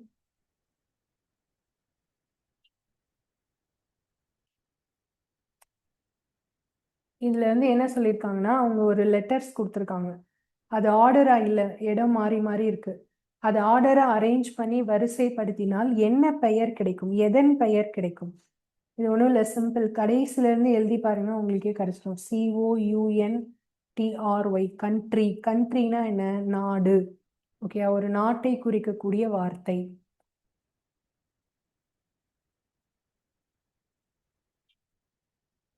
Next question. முருகன் சம மதிப்புடன் உடைய கேள்விகள் கொண்ட தேர்வு எழுதினான். 10 கேள்விகள் தவறாக எழுதினான். இதில் சரியான மதிப்பீடு 60% எனில் எவ்வளவு கேள்விகள் இருந்தன? ஓகே, இப்ப இந்த கொஸ்டின் என்ன சொல்ல வராங்கன்னா, அவன் அவன் எழுதின கேள்விகள்ல வந்து 60% சரியா எழுதியிருக்கான். சரியான கேள்விகள் 60. அப்ப அதுலயே நமக்கு ஒரு பெரிய க்ளூ கிடைச்சிருச்சு. அப்ப தவறானது எத்தனை சதவிகிதமா இருக்கணும் அப்படின்னா 40% இருக்கணும். ஓகேயா? அந்த தவறான கேள்விகள் தான் அவன் எழுதினது. 10 கேள்விகள் தவறா எழுதியிருக்கான். ஓகேயா? அப்ப அவங்க என்ன கேக்குறாங்கன்னா, எத்தனை கேள்வி மொத்தம் இருந்தது அப்படின்னு கேக்குறாங்க. ஸோ அப்ப தவறான கேள்விகள் அப்படிங்கிறது 10. அந்த 10 என்பது எத்தனை சதவிகிதம் அப்படின்னா 40%. ஓகே, அப்ப நான் மொத்த கேள்விகளை வந்து என்னன்னு வச்சுக்க போறேன் அப்படின்னா எக்ஸ். ஓகே, எக்ஸ்ன்னு எடுத்துக்கலாம். எக்ஸ்ல 40% மதிப்பு தான் இந்த 10. அப்ப எக்ஸ் எவ்வளவு?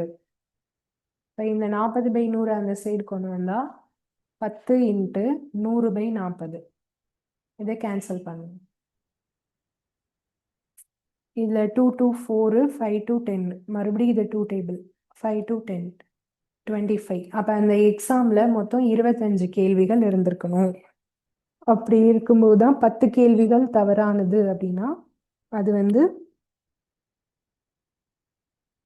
40% இருக்கும். ஓகேவா? அடுத்த கொஸ்டின் போலாம்.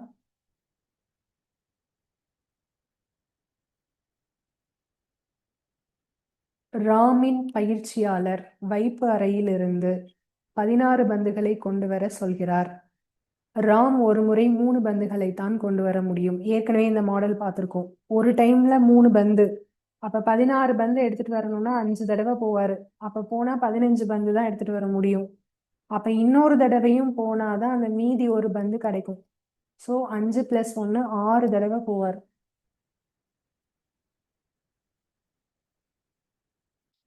ஓகேவா? 6 முறை. அடுத்தது போலாம்.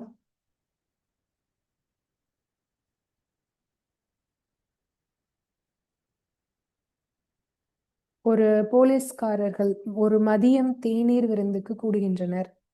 அவர்கள் தம்முடன் தமது நாய்களையும் கூட்டி வருகின்றனர். எல்லாம் சேர்ந்து 22 தலைகள், 72 கால்கள். இப்போ இங்க சம்மந்தப்படக்கூடியது 2 மனிதன் அப்புறம் நாய்.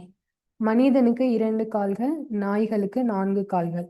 ஸோ நான் வந்து இதை ஈக்குவேஷன் படி போடுறேன். இந்த மயில், மான்கள் இதெல்லாம் பார்த்தோம்ல, அதே மாதிரி தான். ஆடுகள், கோழிகள் அந்த மாதிரி சம்ஸ் தான் இதுவும். இப்போ நான் வந்து மனிதர்களோட எண்ணிக்கையை எக்ஸ்ன்னு வச்சுக்கிறேன், நாய்களோட எண்ணிக்கையை ஒய்ன்னு எடுத்துக்கிறேன். ஓகேயா? அதுல 22 தலை. அப்ப 2 பேரையும் கூட்டுனா 22 வரணும்.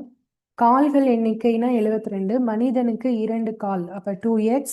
நாய்கள் 4 கால், 4y. இந்த ரெண்டையும் கூட்டுனா 72 வரணும். இப்ப இந்த ஈக்குவேஷனை நான் வந்து 2ஆல பெருக்க போறேன். ஓகேவா? 2ஆல பெருக்குனா இதை வந்து இன்ட்டு 2 போட்டா 2x வரும். ப்ளஸ் இதுவும் 2y வரும். இதுவும் இன்ட்டு 2 போட்டா 44 வரும். இப்போ இந்த 2 ஈக்குவேஷனை மட்டும் நம்ம மைனஸ் பண்ண போகிறோம். இப்போ சிம்பிள்ஸை சேஞ்ச் பண்ணிக்கிறேன். அப்போ இதில் 2x 2x கேன்சல் ஆகிடும். 4y இருந்து 2y கழிச்சா 2y. இதுல இருந்து மைனஸ் பண்ணா 12 minus 4 8 28. y equal to 28/2 14. Okay, ஒய்ன்னு நான் எதை எடுத்திருந்தேன்? நாய்கள். 14 நாய்கள் எந்த ஆப்ஷன்ல வருது? இங்க. அப்படின்னா ஆன்சர் 8 போலீஸ்காரர்களும் 14 நாய்களும். ஓகேவா? அதுதான் ஆன்சர்.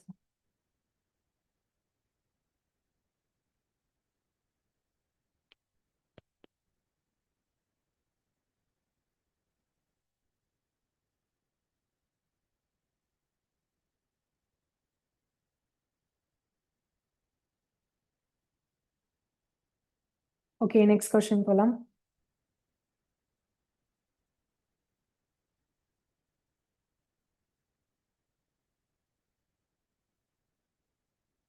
அடுத்த கொஸ்டின் என்ன அப்படின்னா, ஒரு குடியிருப்பு வளாகத்தில் 45 பேர் டிவி வைத்திருக்கிறார்கள், 36 பேர் ரேடியோ வைத்திருக்கிறார்கள். அப்ப இது வந்து இதே மாதிரி சம் நம்ம ஏற்கனவே பார்த்திருக்கோம். 45 பேர் டிவி வச்சிருக்காங்கன்னா அப்ப அவங்க கிட்ட ரேடியோ இல்லை அப்படின்னு நம்ம சொல்ல முடியாது. ரெண்டுமே வச்சிருக்கவங்களும் அதுல இருக்கலாம். அதே மாதிரி 36 பேர் ரேடியோ வச்சிருக்காங்கன்னா அதுல டிவி வாங்கினவங்களும் இருக்கலாம். அதுக்கு தான் தனியா ரெண்டையுமே வச்சிருக்கிறவங்க தனியா கொடுத்துட்டாங்க. ஓகே, அப்ப அதை வந்து நம்ம மைனஸ் பண்ணணும். 45 36 ரெண்டையும் ஃபர்ஸ்ட் ஆட் பண்ணிக்கோங்க. ஓகேவா? இதுல இருந்து ரெண்டையுமே வச்சிருக்கவங்கள கழிச்சிடுங்க. ஓகேவா? அப்போ இந்த குடியிருப்பு வளாகத்துல மொத்தம் எத்தனை பேர் இருப்பாங்க? 66 பேர்.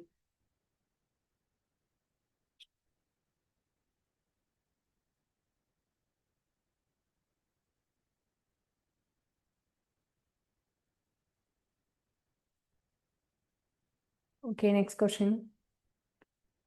டீச்சர்ஸ் என்ற வார்த்தையிலிருந்து கீழே உள்ள எந்த வார்த்தை அமைக்க முடியாது? CHAIR. ஃபர்ஸ்ட் ஆப்ஷன் வந்து சி இருக்கு, ஹச் இருக்கு, ஏ இருக்கு, பட் ஐ இல்லவே இல்லை. அப்ப இதாதான் ஆன்சர் இருக்கணும். REACH இதுல எல்லாமே இருக்கு. SEARCH இருக்கு, TEA இருக்கு. அப்ப சேர் தான் ஆன்சர். ஐ இல்லை, டீச்சர்ஸ்ல ஐ இல்லை. அதை வச்சு சேருங்கிற வார்த்தை உருவாக்க முடியாது. ஓகேவா? அடுத்த கேள்வி. ஒரு அலுவலரின் ஊதியம் 40% குறைக்கப்பட்டு பின்பு உயர்த்தப்படுகிறது. இந்த மாதிரி 2% வந்தாலே நான் ஒரு ஃபார்முலா சொன்னேன், அதுல நீங்க எழுதிக்கலாம். அதுல வந்து பிளஸ் எப்போ போடணும், மைனஸ் எப்போ போடணும்னு சொன்னேன். உயருதுன்னா பிளஸ், குறைகிறதுனா மைனஸ். இப்போ ஃபர்ஸ்ட் வந்து 40% குறைகிறது. அப்போ ஃபர்ஸ்ட் வேல்யூ எக்ஸை வந்து நீங்க -40ன்னு போடணும். ஓகேவா? அடுத்தது ஒய் வந்து என்ன போடணும்னா +50. இதை நான் இங்கே சப்ஸ்டியூட் பண்றேன். -40 + 50, அதுக்கப்புறம் ப்ளஸ் -40 × 50/100. 100ல உள்ள ஒரு 0, இதுல ஒரு 0, இது ஒரு 0 கட் பண்ணிடுறேன். இப்போ இது ரெண்டையும் ஆட் பண்ணா வந்து +10 வரும். அடுத்தது ப்ளஸ் இந்த 4 × 5 நம்ம ஆட் பண்ணா -20 வரும். சரியா? அப்போ 10 - 20 அப்படின்னா ஆன்சர் வந்து -10. நஷ்டம் எவ்வளவு? இந்த மைனஸ் நஷ்டத்தை குறிக்கிறது. ஓகேவா? இப்போ நஷ்டம் எவ்வளவுனா 10%.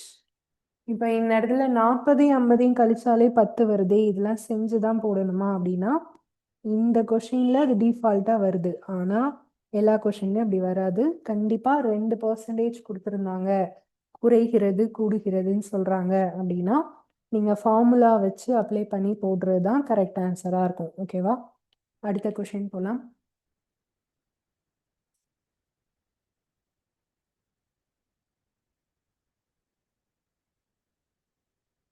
ஸோ இது வந்து டிக்ஷனரி அரேஞ்ச்மெண்ட். ஃபர்ஸ்ட் என்ன இருக்குன்னா CHEAT, அடுத்தது வந்து CHEAP, அடுத்தது CHEEK, அடுத்தது CHECK, அடுத்தது CHEER. இதுல எல்லாமே CHE தான் இருக்கு. CHE வரைக்கும் எல்லாத்துலேயுமே சேமா இருக்கு. அப்போ அதுக்கு அடுத்த லெட்டர்ல இருந்து பார்த்தோம்னா ஏ இருக்கு, இங்கேயும் ஏ இருக்கு, இங்கே இ இருக்கு, இங்கே சி இருக்கு, இங்கே இ இருக்கு. அப்போ இதுல ஃபர்ஸ்ட் எது வரும்னா ஏ. ஏலயே 2 இருக்கு. அப்போ இங்க ATAP. அப்போ எது ஃபர்ஸ்ட் வரும்? ஏ PQRST. அப்ப இதுதான் ஃபர்ஸ்ட் வரும். இது வந்து செகண்ட் அப்படிங்கிறது தான் முதல்ல இருக்கணும். ஓகேவா? இது வந்து ஓகே 2 தான் ஃபர்ஸ்ட் வரும். அதுக்கு அடுத்தது இது எழுதியாச்சு. அடுத்தது AT எழுதணும் 1. ஓகே, அதுக்கப்புறம் சி வந்து ஃபோர்த் வருது. 2 and 4 வரக்கூடிய ஒரே ஆப்ஷன் இது மட்டும்தான். அப்போ நீங்கள் 3 கண்டுபிடிச்சாலே எழுதிடலாம். மற்றது செக் பண்ண கூட அவசியம் இல்லை. ஓகேவா? ஆன்சர் வந்து செகண்ட் ஆப்ஷன். அடுத்தது போகலாம்.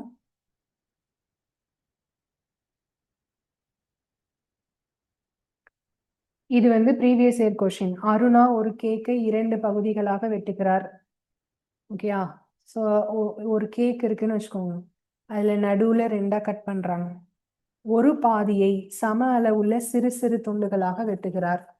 ஸோ இதில் ஒரு பாதியை வந்து சம அளவுள்ள சிறு சிறு துண்டுகளாக வெட்டுற எத்தனை எல்லாம் தெரியாது. ஆனால் கடைசியில் ஒன்று சொல்கிறாங்க, அவளிடம் 7 கேக்கு துண்டுகள் இருந்தால் அப்படின்னு சொல்லிட்டாங்க. அப்போ 7 கேக்கு துண்டுகள்னா பாதியாக வெட்டுனா இல்லையா? அப்போ ஒரு பாதி மட்டும் தனியாக இருக்கும்ல, அதையெல்லாம் சேர்த்து ஒரு கேக் துண்டுன்னு கணக்கில் எடுத்துக்கணும். அப்போ மீதி பாதியை அவள் வந்து 6 துண்டாக வெட்டியிருக்கணும். அப்பதான் இந்த 6 இந்த 1 சேர்த்து 7 துண்டுகள் அப்படின்னு கணக்கு வரும். புரியுதா? ஸோ நாம வந்து இப்படி யோசிக்க கூடாது. அதாவது இதை மட்டும் 7 துண்டா வெட்டுறான்னு யோசிக்க கூடாது. இது 6 துண்டுகள், இந்த பெரிய துண்டு ஒரு பெரிய துண்டு எடுத்துக்கணும். அப்போ 6 + 1 7 துண்டுகள் அப்படின்னு அர்த்தம். இது வந்து சிறிய சிறிய துண்டுகளா 6 பீசஸ்ன்னு அர்த்தம். அதுல ஒரு சிறிய பீஸோடைய அளவு 20 கிராம்னு சொல்றாங்க. ஓகே, ஒரு சிறிய பீஸ் வந்து 20 கிராம். அப்போ இது சின்ன சின்னதா 6 பீசஸ் இருக்கு அப்படின்னா 20 × 6 120 கிராம். 120 கிராம்ங்கிறது கேக்குடைய பாதி எடை தான். அப்போ ஒரு பாதி 120னா இன்னொரு பாதியும் 120 தான் இருக்கணும். அப்ப அந்த கேக்குடைய முழு எடை அப்படின்னு சொன்னா 240. ஓகேவா? 240 கிராம்.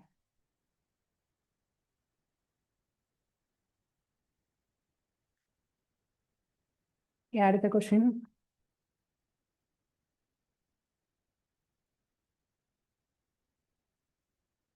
இரண்டு இலக்கம் உள்ள எண்ணின் இடங்கள் ஒன்றோடொன்று மாற்றப்பட்டால் புதிய எண் பழைய எண்ணை விட 18 அதிகமாக உள்ளது. பழைய எண் என்ன அப்படின்னு கேக்குறாங்க. இது வந்து என்ன அர்த்தம் அப்படின்னா, ஒரு 2 இலக்க எண், இப்ப நான் எக்ஸாம்பிளுக்கு சொல்றேன், 23 இருக்குன்னு வச்சுக்கோங்க. இதை ஒன்றுக்கொன்று மாற்றினால் அப்படின்னா 32ன்னு மாத்தணும். 3 இருக்கிற இடத்துல 2, 2 இருக்கிற இடத்துல 3. அதுதான் ஒன்றுக்கொன்று இடம் மாற்றினால். ஓகேவா? ஒரு நிமிஷம்.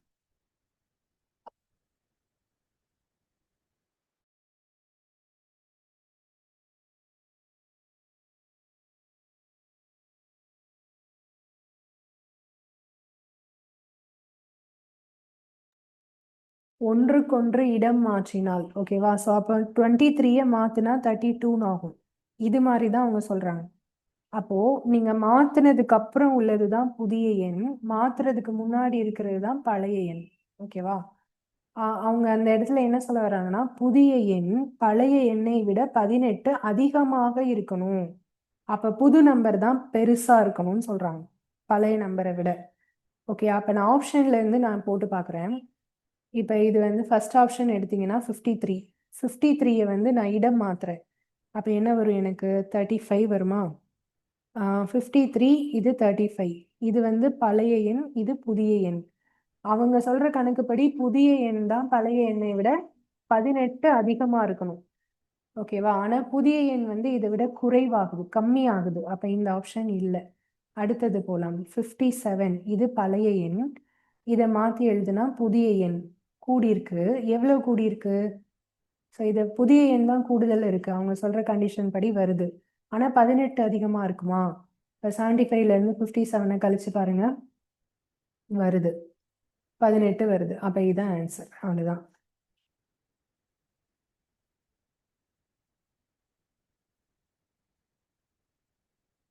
ஓகே, அடுத்த கொஸ்டின். போர் வீரர்களும் அவர்களது தலைவர்களும் அடங்கிய 1200 பேர் புகைவண்டியில் பிரயாணம் செய்து கொண்டுள்ளனர். ஒவ்வொரு 15 போர் வீரருக்கும் ஒரு தலைவர் இருக்கிறார். அப்படின்னா என்ன அர்த்தம்? அந்த டீம்ல 15 பேர் பிளஸ் 1 16 பேர் இருக்காங்க அந்த டீம். ஓகேவா? அப்போ எத்தனை தலைவர்கள் இருக்காங்கன்னு கேக்குறாங்க. அப்ப எத்தனை டீம் இருக்கோ அத்தனை தலைவர்கள் தான். அப்போ நாம வந்து 2200 ஒரு டீம்ல எத்தனை பேரு? 16 பேர். 16ஆல வகுத்துருங்க. அப்ப எத்தனை தலைவர்கள்னு கிடைச்சிருவாங்க. ஓகேவா? 15ஆல வகுக்க கூடாது. 15 போர் வீரருக்கு ஒரு தலைவர். அப்ப அந்த டீம்ங்கிறது 16 பேர் சேர்ந்தது. ஸோ இதை கேன்சல் பண்ணும். 4 4 16. இதுல வந்து 3 4. இந்த 4ஆல திருப்பி அடிக்கிறேன். 7 4 28. 5 4 20. ஸோ ஆன்சர் வந்து 75.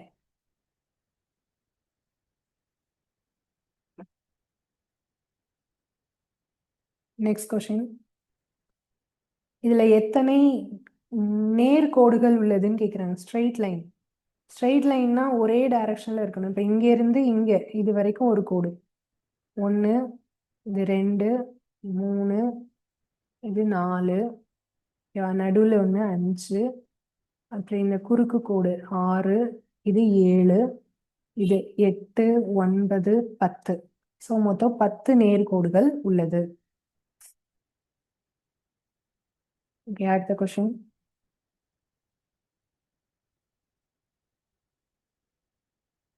மாடுகள் கோழிகள் அடங்கிய கூட்டத்தில் கால்களின் எண்ணிக்கை 2 மடங்கு தலைகளின் எண்ணிக்கையை விட 14 அதிகமாகும். அப்படியெனில் மாடுகளின் எண்ணிக்கை. இதுவும் ப்ரீவியஸ் இயர் கொஸ்டின் தான்.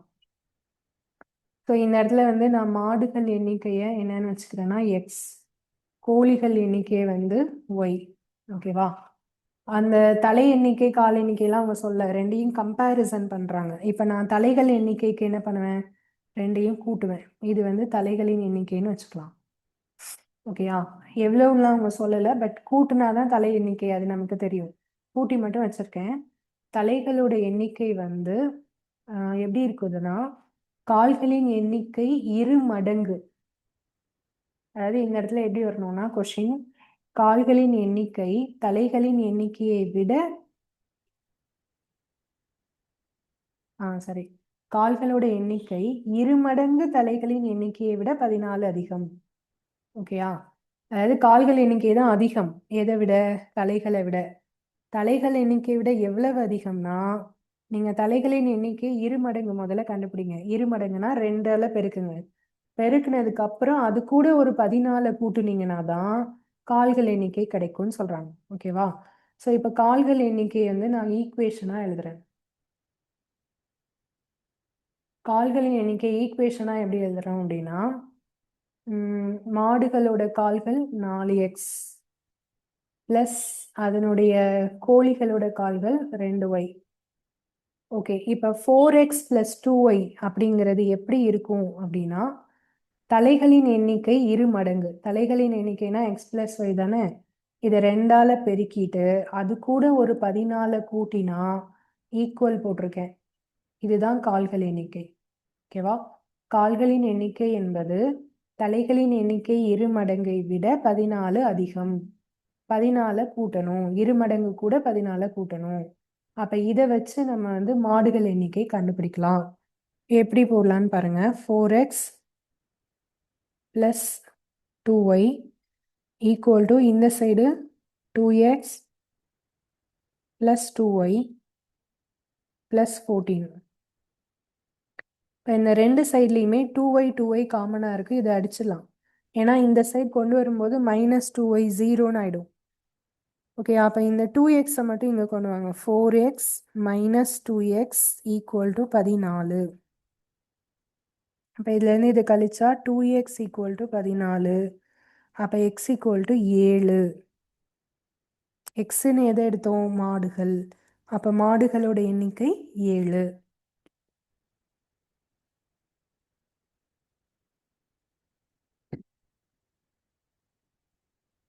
ஓகேவா? அடுத்த கொஸ்டின் போலாம்.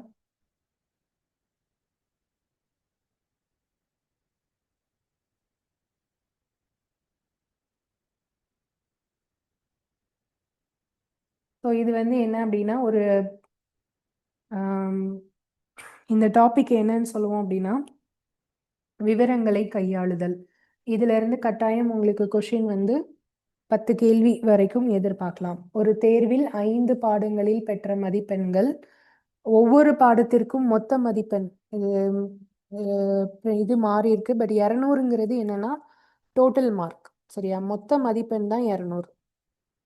ஓகே, இங்க சப்ஜெக்ட் கொடுத்துருக்காங்க, ஸ்டூடெண்டோட பேர்லாம் கொடுத்துருக்காங்க. இதுல என்ன ஃபர்ஸ்ட் கொஸ்டின்னா, வரலாறில் சி பெற்ற மதிப்பெண்கள் தோராயமாக புவியியலில் ஏ பெற்ற மதிப்பெண்களில் எத்தனை சதவிகிதம்? மதிப்பெண்களில் இதில் இது அப்படின்னு வரும்போது ஏ பெற்ற மதிப்பெண்கள் கீழே இருக்கணும், சி பெற்ற மதிப்பெண் மேலே இன்டூ 100 போடணும். இதான் ஸ்டெப்பு. ஓகேவா? இப்போ இதில் ஏ வந்து புவியியல்ல பார்க்கணும். ஏ வந்து ஜியாகிரஃபி 90, அது கீழே இருக்கணும். இப்போ சி வந்து வரலாறு ஹிஸ்ட்ரி, சி வந்து ஹிஸ்ட்ரியில் 132. ஓகேயா? இன்டூ 100. அவங்க ஒரு வார்த்தை சேர்த்துருக்காங்க, தோராயமாக. ஓகேயா? அப்போ இது வந்து கேன்சல் ஆகலைன்னா நம்ம வந்து டிவைட் பண்ணிக்கலாம். இதுதான் ஸ்டெப்பு. இப்போ இது வந்து 0 0 1320வை 9ஆல் டிவைட் பண்ணணும். ஓகே, இதில் ஒரு 9 போகும், அதுக்கப்புறம் 42. 42னா இப்போ இதில் எத்தனை டைம்ஸ் போகும்? 4 9 36. ஓகே, அப்புறம் 60. 60ல் 7 9 63. அப்ராக்சிமேட்டாக எனக்கு 147 வருது. ஓகே, இது பாயிண்ட் எல்லாம் இல்லாமல். அப்படின்னா ஆன்சர் என்ன? 147%. ஓகேவா? அடுத்த கொஷின். அவர்களில் தான் இந்த ஸ்டூடெண்ட்ஸில் ஆங்கிலம், வரலாறு, புவியியல் பாடங்களில் அதிக மதிப்பெண்கள் பெற்றவர் யார்? ஓகே, இப்போ வந்து ஆங்கிலம், இங்கிலீஷில் மேலே இருந்து கீழே வாங்க. இதில் ஹையஸ்ட் மார்க் யார்? 170. அப்போ யார்? பி. ஆங்கிலமில் வந்து பி எடுத்திருக்கார், அதை அவரை எழுதி வச்சுக்கலாம். அதுக்கு அடுத்தது வரலாறு, வரலாறுல மேலே இருந்து கீழே வாங்க. இதில் ஹையஸ்ட் வந்து 162, அது யார் எடுத்திருக்கா? டி. ஓகே, அடுத்தது புவியியல், புவியியல்ல மேலே இருந்து கீழே பாருங்க. இதில் ஹையஸ்ட் வந்து 148, அதுவும் யார் தான்? டி தான். ஓகே, அப்போ பிடிடி அது எந்த ஆப்ஷனில் இருக்கு? Second option. அடுத்தது, தேர்வில் தேர்ச்சி பெற்றதாக அறிவிக்க ஒவ்வொரு பாடத்திலும் குறைந்தபட்ச தேர்ச்சி சதவிகிதம் 50% என்றால் அவர்களில் எத்தனை பேர் தேர்வில் தோல்வியடைந்தனர்? இப்போ இந்த எக்ஸாம்ல மேக்ஸிமம் மார்க் 200. ஓகேவா? அதுல 50% தான் பாஸ்ன்னு சொல்லிட்டா அப்ப 100 எடுத்தவங்க தான் பாஸ், 100க்கு கீழே எடுத்தவங்க ஃபெயில். அப்போ 100க்கு கம்மியா இருக்கிறது யாரெல்லாமோ அவங்க தான் ஃபெயில்னு அர்த்தம். அது மாதிரி எத்தனை பேர் கேட்குறாங்க, புரியுதா? 50%னா இங்க மார்க் மொத்த மதிப்பெண் 200 தானேப்பா. 200ல் 50%னா 100 தானே. அப்போ 100க்கு கம்மியாக இருந்தவங்க தான் ஃபெயிலு. இதில் ஃபெயில் யாரெல்லாம் அப்படின்னா, நீங்கள் அப்படியே பார்த்துட்டே வாங்க. 100க்கு கம்மியாக இந்த இடம் 98 ஒருத்தர் இருக்காரு, அவர் ஒரு ஃபெயிலு. அதுக்கப்புறம் இதில் இந்த 90 இது ஒரு ஃபெயிலு. அப்புறம் இங்கே ஒரு 90 ஒரு ஃபெயிலு. மொத்தம் 3 பேர். எக்ஸாக்டாக 100 இருக்கிறவர் ஜஸ்ட் பாஸ், அவரை எடுக்கக்கூடாது. ஓகேவா? ஸோ அப்போ 90 இருக்கிறது மொத்தம் 3 பேர் இருக்காங்க, அப்போ 3 பேர் ஃபெயில்.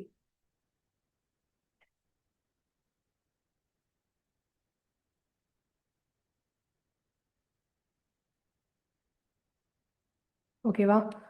அடுத்த கொஸ்டின் போகலாம். இது உங்களுக்கு திருப்பி பார்க்கணுன்னா நீங்கள் பாஸ் பண்ணிவிட்டு திருப்பி ரிவைண்ட் பண்ணி பார்த்துக்கோங்க. ஓகேவா? அடுத்த கொஸ்டின் போகலாம். Next question. ரமேஷ் வந்து ஒரு எக்ஸாம் எழுதுறாரு. அந்த எக்ஸாம் வந்து 108 கேள்விகள் இருக்குது. ஆனால் அவர் எடுத்த மார்க் 0. ஏன் 0 வந்துச்சுன்னா அதில் நெகட்டிவ் மார்க் இருக்குது. அதாவது சரியான விடைனா 1 மார்க் கிடைக்கும், தவறான விடைக்கு வந்து 3க்கு 1 மார்க் மைனஸ் ஆகிடும். அப்படி எழுதி அவர் 0 மதிப்பெண் வாங்கியிருக்காரு. அவங்க என்ன கேட்குறாங்கன்னா, எத்தனை கேள்விகள் தவறாக இருக்கும்னு கேட்குறாங்க. தவறாக எழுதுனது எத்தனை அப்படின்னு கேட்குறாங்க. ஓகேவா? ஸோ அப்போ இந்த ஆப்ஷனில் இருக்கிறது எல்லாமே தவறான மார்க் தான் இருக்குது. ஆப்ஷனில் இருந்து தான் இதை கண்டுபிடிக்கணும், அதுதான் ஈஸி. ஓகேவா? இப்போ நான் ஃபர்ஸ்ட் ஆப்ஷன் எடுத்துக்கிறேன். இப்போ 108 கேள்வியில் 27 தப்பாக எழுதியிருக்காரு அப்படின்னா 81 சரியாக எழுதியிருப்பார். இது வந்து தவறு. அப்போ 81 சரியாக இருக்கணும். அப்போ சரியான கேள்விக்கு அவருக்கு 81க்கு 81 மார்க் வந்திருக்கும். ஓகேவா? ஓகே, தவறான கேள்வியை எப்படி மைனஸ் மார்க் போடுறது அப்படின்னா 27 1/3 பெருக்கிக்கணும். அதான் மைனஸ் மார்க். அவங்க சொல்றாங்க இல்லையா, இதை 1/3 பெருக்கிக்கணும். அப்போ 9 கேள்வி தான் மைனஸ் ஆயிருக்கும் அவருக்கு. அப்படின்னா மதிப்பெண் வந்து 0 வர்றதுக்கு வாய்ப்பே இல்லை. சரியா? அதனால இது இது ஆப்ஷன் கிடையாது. ஓகேயா? இப்ப இதே மாதிரி இங்க 81 வந்துச்சுல நான் கழிக்கும் போது, அது மாதிரி இன்னொரு ஆப்ஷன் இங்க இருக்கு பாருங்க. அப்ப நான் அந்த ஆப்ஷனை ஃபர்ஸ்ட் போட்டு பார்த்துக்கிறேன். இப்ப 108ல 81 தவறா இருந்து இப்ப இதை கழிச்சா 27 சரியா இருக்கும். கரெக்டா?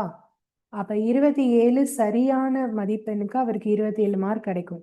சரி, இப்ப 81 கேள்வி தவறுனா அப்ப 81 1/3 பெருக்கும்போது 3வது வாய்ப்பாடுல இதை அடி கொடுத்தா 27 மார்க் மைனஸ். அப்ப எடுத்தது 27 மைனஸ் மார்க் 27. அப்ப அவருடைய மார்க் 0. ஓகேவா? அப்ப ஆன்சர் கண்டிப்பா 81 தான் இருக்கும். இது நீங்க ஆப்ஷன்ல இருந்து போட்டாதான் உங்களுக்கு கரெக்டா வரும். ஓகேவா? அடுத்த கொஸ்டின் போலாம்.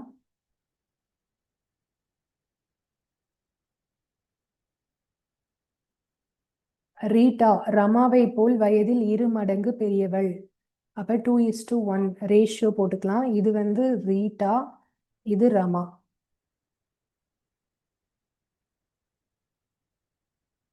ஓகே, அடுத்தது 3 வருடங்களுக்கு முன்பு 3 மடங்கு அப்படின்னா 3:1. இது வந்து தற்போதைய வயது. இது வந்து 3 வருடங்களுக்கு முன்பு.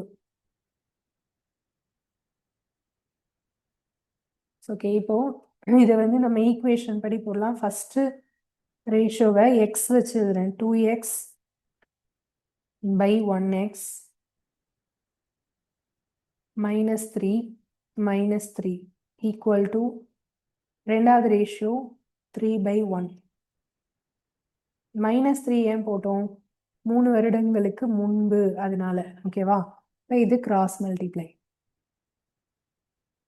1 into 2x 2x minus 1 into 3 3.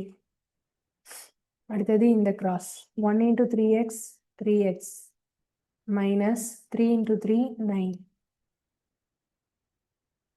ஓகேயா? இப்போ இந்த 2x-ஐ இந்த சைட் கொண்டு வந்தா 3x minus 2x, அதுக்கப்புறம் இந்த -9 இங்க கொண்டு வந்தா 9 minus 3. ஸோ அப்போ x equal to 6. x வந்து 6 கிடைச்சிருக்கு. இதை நாம இங்க சப்ஸ்டியூட் பண்ண போறோம். நமக்கு யாரோட வயது? ரீட்டாவோட வயது. ரீட்டாவோட வயது 2. அப்ப 2 into 6 போட்டா 12. ஓகே, அப்ப ஆன்சர் வந்து 12.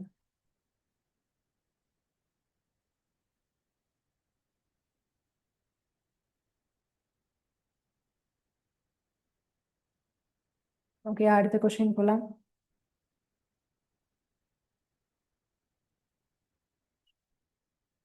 ஒரு மனிதனை சுட்டிக்காட்டி ஒரு பெண் கூறுகிறார், இவரது தாயார் எனது தாய்க்கு ஒரே மகன். அப்போ ஒரு மனிதர், ஒரு ஆண் நபர், அவரை சுட்டிக்காட்டி ஒரு பெண் பேசுகிறார். இவருக்கு அம்மா இருப்பாங்க இல்லையா, அம்மா. அவங்க வந்து யாரு? எனது தாய்க்கு ஒரே மகன். சரி, மகன் இல்ல, மகள். இவரது தாயார், ஓகேவா, எனது தாய்க்கு ஒரே மகள். அப்ப இந்த இடத்துல எனது தாய்க்கு ஒரே மகள் அப்படின்னா அந்த சொல்லக்கூடிய பெண்ணுடைய அம்மாவுக்கு ஒரே மகள் அப்படின்னா அதே பெண் தான். புரியுதா? இந்த பையனோட அம்மா நான் தான், அதுதான் அதோடைய அர்த்தம். எனது தாய்க்கு ஒரே மகள், என்னோட அம்மாவுக்கு ஒரே பொண்ணு அப்படின்னா அது நான் தான். ஓகேவா? அப்போ எனில் அந்த பெண் அந்த மனிதருக்கு என்ன உறவு? அம்மா. இந்த மனிதரின் தாய் எனது தாய்க்கு ஒரே மகள்னா இந்த மனிதரின் தாய் நான் தான். ஓகேவா? அப்ப இந்த இடத்துல ஆன்சர் வந்து தாய். அந்த பெண் அந்த மனிதருக்கு தாய். அடுத்த கொஸ்டின்.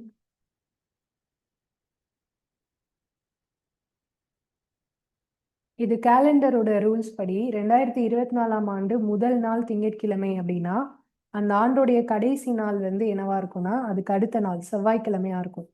அதாவது ஒரு சாதாரண வருடமா இருந்தா ஆஹ்,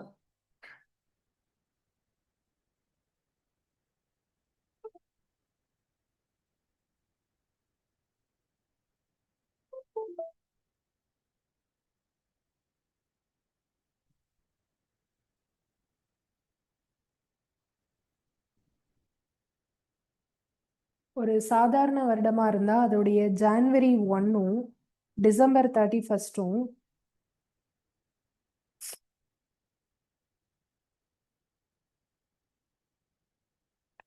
ஓகேவா, ஜனவரி 1ஆம் தேதியும் டிசம்பர் 31 இந்த ரெண்டும் வந்து சேம் டேயா தான் இருக்கும்.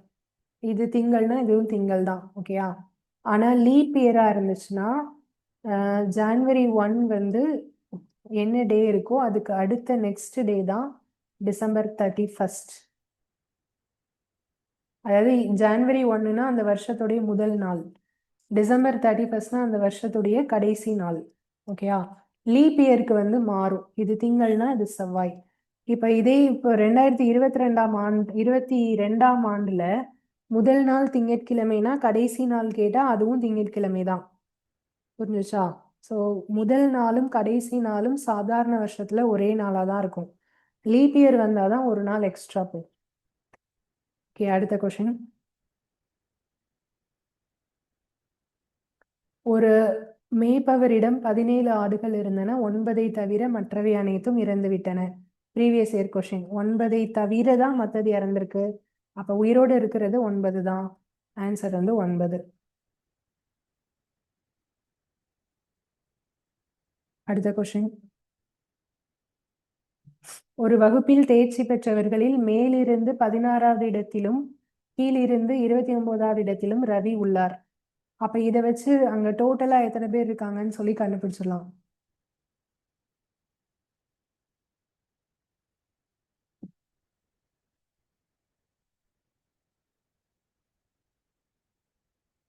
ஸோ டோட்டல் கண்டுபிடிக்கிறதுக்கு ஏற்கனவே நம்ம சொல்லியிருக்கோம் left side position plus right side position -1. இதில் வந்து 29 + 16 -1. அப்போ வந்து 45 - 1 44. மொத்தம் 44 பேர் அந்த வகுப்பில் இருக்காங்க. ஓகே, அதுக்கு அடுத்து என்ன சொல்றாங்க? 6 பேர் எக்ஸாமுக்கு வரல, தேர்வு எழுதவில்லை. ஓகே, 5 பேர் தோல்வி அடைந்தனர், ஃபெயில் ஆயிட்டாங்க. ஓகே, ஸோ என்ன சொல்றாங்க? வகுப்பில் உள்ள மொத்த மாணவர்கள் எத்தனை பேர்னு கேட்குறாங்க. இப்போ இவர் ரவி வந்து எதுல இந்த இடம்ல இருக்காருன்னா தேர்ச்சி பெற்றவர்கள்ல தான், பாஸ் ஆனவங்கள்ல தான் இந்த இடத்துல இருக்காங்க. இப்போ பாஸ் ஆனவங்கள்ல ஆப்சண்ட் உள்ளவங்களும் வரமாட்டாங்க, ஃபெயில் ஆனவங்களும் வரமாட்டாங்க. புரியுதா? அப்ப தேர்ச்சி பெற்றவர்கள் தான் 44 பேர் அந்த கிளாஸ்ல. அப்ப ஆப்சண்ட் ஆனதையும் சேர்த்துக்கலாம் 5. அப்புறம் வராதவங்க 5 பேர், எக்ஸாம் ஃபெயில் ஆனவங்க, ஆப்சண்ட் ஆனவங்க 2 பேரையும் சேர்த்துக்கோங்க. ஓகேவா, இது எல்லாத்தையும் இதோட கூட்டிடுங்க. 44 + 11. அப்போ மொத்தம் 55 பேர் அந்த வகுப்புல. மொத்தம் எத்தனை பேர்னு கேட்டா 55 ஸ்டூடெண்ட்ஸ். ஓகேவா, அடுத்த கொஸ்டின் போலாம். நெக்ஸ்ட், 1 முதல் 100 வரை 0 என்ற எண் எத்தனை முறை வரும்? ஸோ 10, 20, 30 அப்படி எழுதிட்டே வந்தீங்கன்னா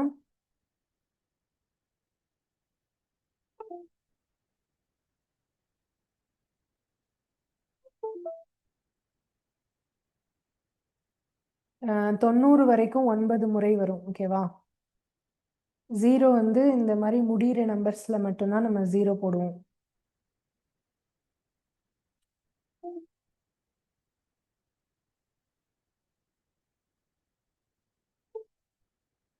முப்பது, 40, 50, 60, 70, 80, 90, அதுக்கப்புறம் 100ல் 2 0 இருக்கு. ஸோ இது வரைக்கும் 9 டைம்ஸ் ப்ளஸ் 100ல் ஒரு 2 தடவை இருக்கு. அப்போ 11 டைம்ஸ், மொத்தம் 11 முறை.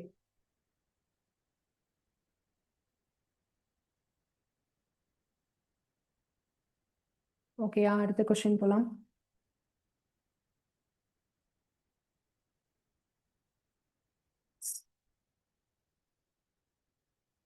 ஒரு நாக் அவுட் கால்பந்து போட்டியில் 32 அணிகள் கலந்து கொள்கின்றன. இறுதி போட்டி வரை எத்தனை ஆட்டங்கள் நடைபெறும்?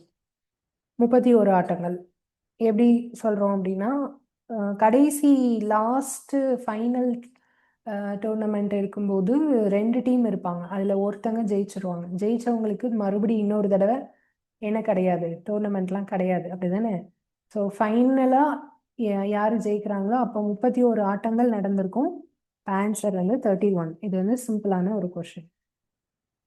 அடுத்தது,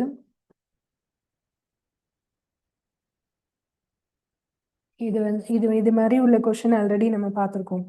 3 வேறு வேறு மணிகள் எப்போது எல்லாம் ஒன்றாக ஒலிக்கும் அப்படின்னு கண்டுபிடிக்கணும்னா எல்சிஎம் எடுக்கணும். 12, 15,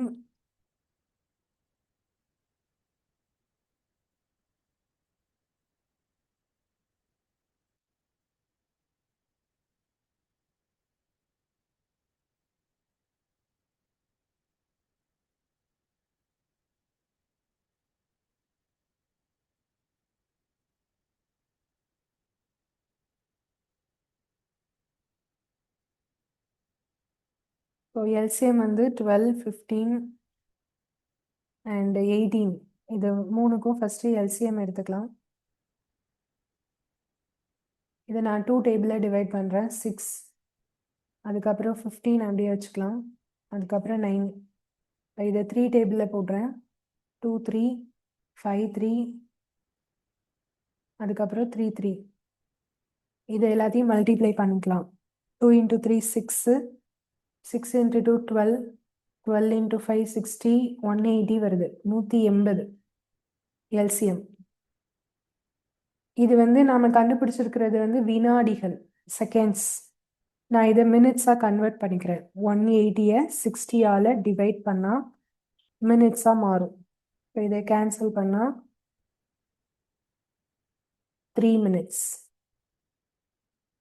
ஓகேவா?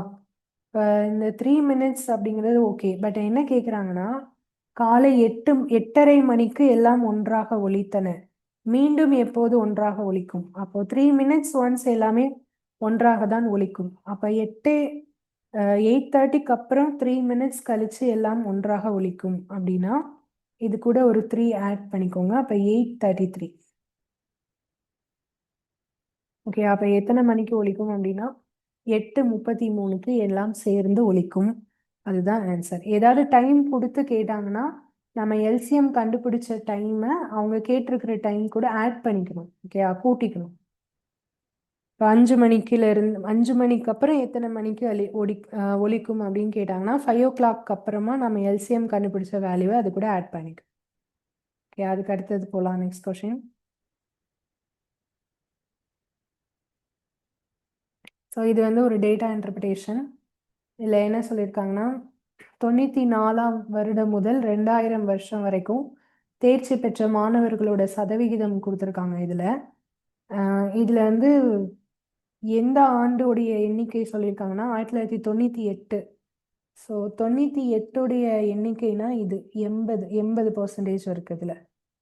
ஓகேயா, இந்த 80% அப்படிங்கிறது எவ்வளோ வேல்யூ வருதுன்னா 21,200.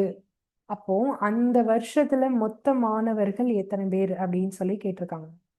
தேர்ச்சி பெற்றவர்கள் தான் இவ்வளோ. அப்போ மொத்த மாணவர்கள் இந்த வருஷத்துல எவ்வளோ இருந்திருப்பாங்க? ஓகே, இது வந்து என்னன்னா மொத்த மாணவர்களை நான் எக்ஸ்ன்னு வச்சுக்கிறேன். எக்ஸில் 80% பீப்புளோட கவுண்டிங் தான் எவ்வளவு, அதாவது 80% மதிப்பு தான் இந்த 21,200.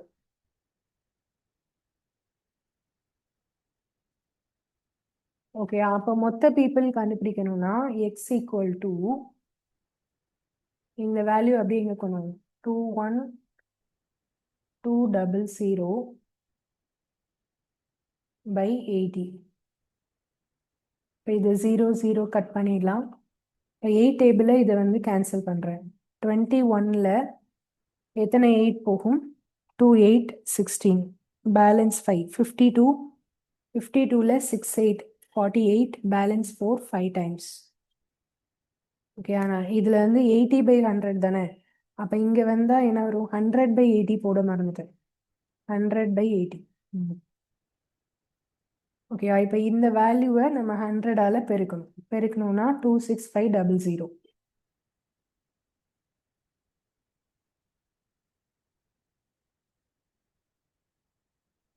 ஸோ இது எந்த ஆப்ஷனில் வருது அப்படின்னா தேர்ட் ஆப்ஷன், 26500.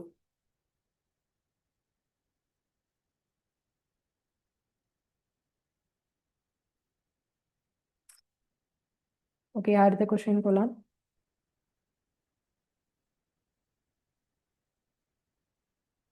இதுலேயும் வந்து என்னென்னா ஒரு காரோட சேலோட டீட்டெயில்ஸ் கொடுத்துருக்காங்க. ஒரு ஒரு மந்த்தும் எவ்வளோ எவ்வளோ சேல்ஸ் ஆயிருக்கு அப்படின்னு சொல்லிட்டு. அதில் பிப்ரவரி மாதத்தில் அனைத்து கடைகளாலும் விற்கப்பட்ட கார்களோட சராசரி எண்ணிக்கை கேட்டிருக்காங்க. இப்போ பிப்ரவரி மந்தில் இங்கே கொடுத்துருக்கிற டோட்டல் இந்த நம்பர் எல்லாத்தையும் நீங்கள் கூட்டி சராசரி கண்டுபிடிக்கணும்னா இது எத்தனை இருக்கோ அத்தனையால் டிவைட் பண்ணணும். ஓகேவா? ஸோ இப்போ நம்ம பிப்ரவரி மந்தில் என்னென்ன நம்பர்ஸ்லாம் இருக்குது அப்படின்னு பார்த்தோம்னா 183 இருக்கா? இதோட டோட்டல் 183. ஓகே, இது எல்லாத்தையும் டோட்டல் பண்ணுங்க.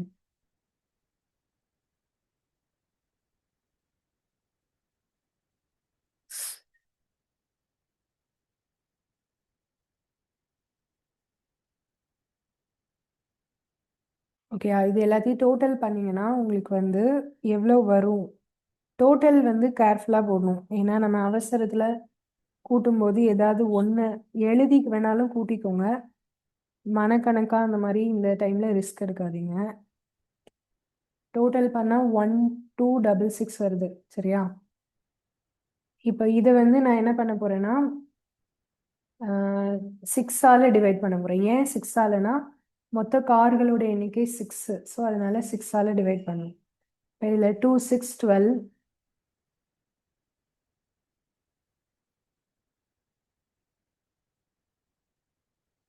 2 6 12 1 1. ஓகே, அப்போ ஆன்சர் வந்து சராசரி வந்து 211.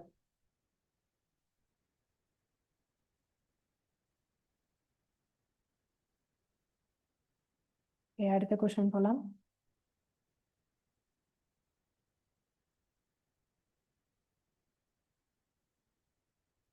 இது வந்து என்ன கொடுத்துருக்காங்கன்னா ஒரு கிராஃப், லைன் கிராஃப். இந்த லைன் கிராஃப்ல நிறைய வெவ்வேறு இயரில் தேயிலையுடைய விலை மதிப்பீடு கொடுத்துருக்காங்க. அதில் 2003ஆம் ஆண்டு, இதான் 2003, அதில் வந்து 200 ரூபாய் இருக்கு. ரூபாய், இது எல்லாமே ரூபாய். அதுக்கப்புறம் 2004ல் வந்து விலை கூடல குறைஞ்சிருக்கு. கிராஃப் வந்து குறைஞ்சிருக்கு, மற்றதெல்லாம் கூடிதான் இருக்கு. விலை வீழ்ச்சி சதவிகிதம் கேட்டிருக்காங்க. 200 ரூபாயில இருந்து 100 ரூபாயா குறைஞ்சிருக்கு. ஓகே, பாதிக்கு பாதி குறையுது. ஸோ இங்க வந்து 200 மைனஸ் 100, விலை வீழ்ச்சி எவ்வளவோ அதை வந்து மேலே எழுதணும்.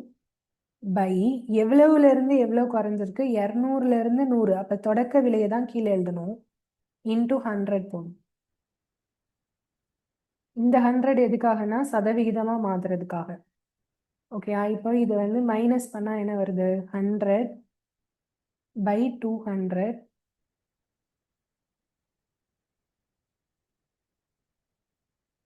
into 100.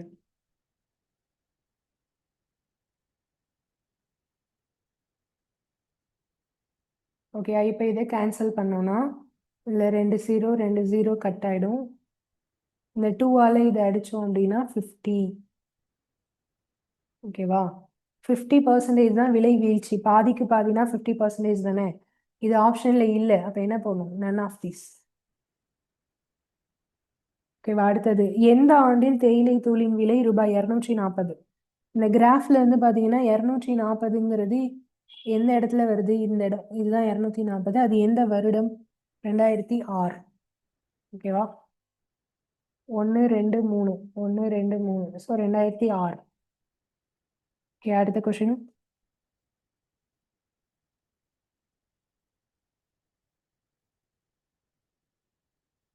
136.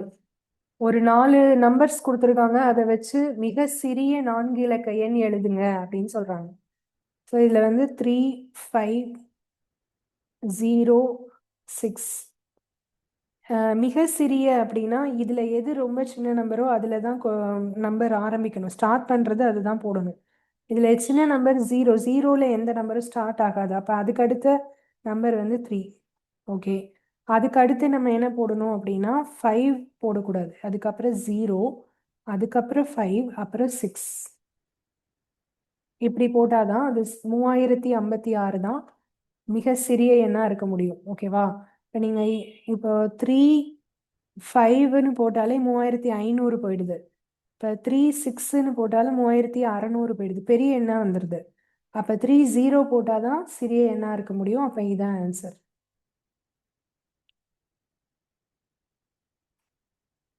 அடுத்த கொஸ்டின். பின்வரும் எண்களில் 8ஆல் வகுப்படாது எது வகுப்படாதுன்னு கேட்டிருக்காங்க. இப்போ ஒரு நம்பர் 8ஆல வகுப்படுதா இல்லையா அப்படின்னு நம்ம செக் பண்றதுக்கு அதோடைய கடைசி 3 டிஜிட்டை மட்டும் எடுத்து 8ஆல டிவைட் பண்ணி பார்த்தாலே போதும்.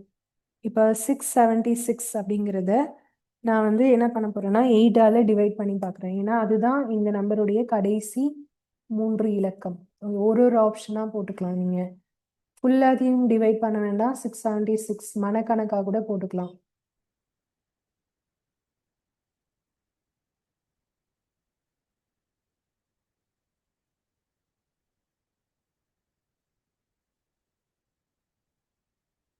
எயிட் 64.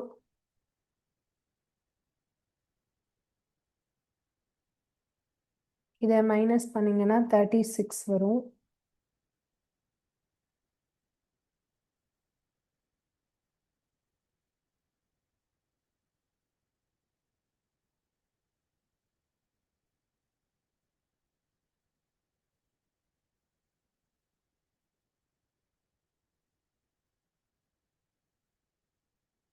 இப்போ 36ல வந்து 4 8 32.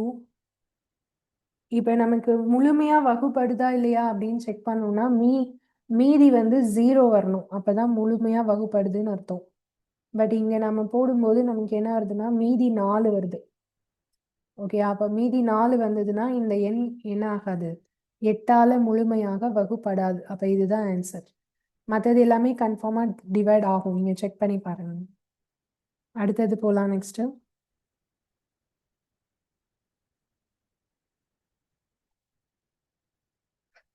2 முதல் 10 வரை அனைத்து எண்களாலும் வகுப்படக்கூடிய மிக சிறிய எண். அப்ப என்ன சொல்ல வராங்கன்னா 2ல இருந்து 10 வரைக்கும் எல்லா நம்பருக்கும் மீச்சியமா கண்டுபிடிங்கன்னு சொல்ல வராங்க. மீச்சியமா.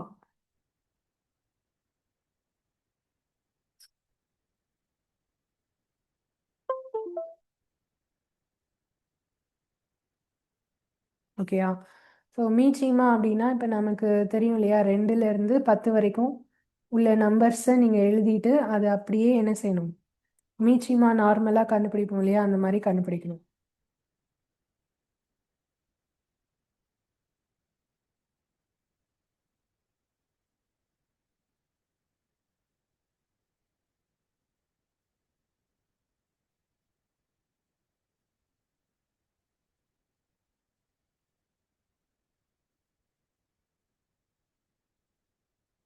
ஸோ இதை இதே மாதிரி டிவைட் பண்ணணும்.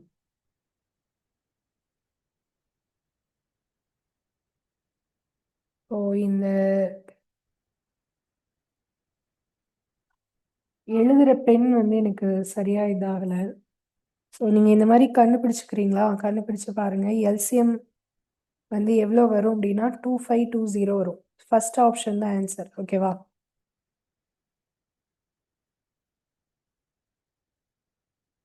இதே மாதிரி டிவைட் பண்ணுங்க. ஒவ்வொரு நம்பரா போட்டு டிவைட் பண்ணி பண்ணி எல்லாத்தையும் மல்டிப்ளை பண்ணுவோம் இல்லையா, அப்படி மல்டிப்ளை பண்ணா இந்த ஆன்சர் வரும். இதோட ஸ்டெப் என்னன்னா எல்சிஎம் கண்டுபிடிக்கணும். 2ல இருந்து 10 வரைக்கும் உள்ள நம்பர்ஸ்க்கு. ஓகேவா? அடுத்த கொஸ்டின்.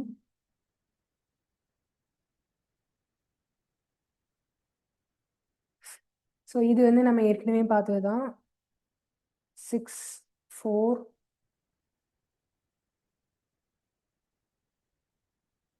5 2 8 5 1.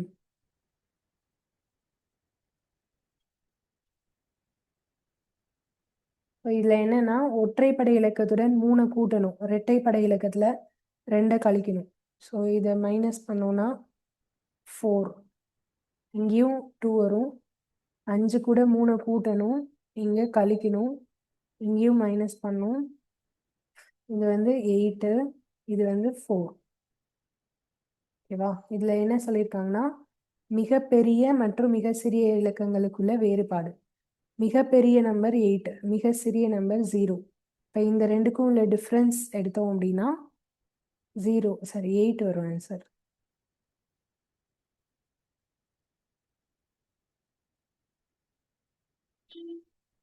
ஸோ ஆன்சர் வந்து 8.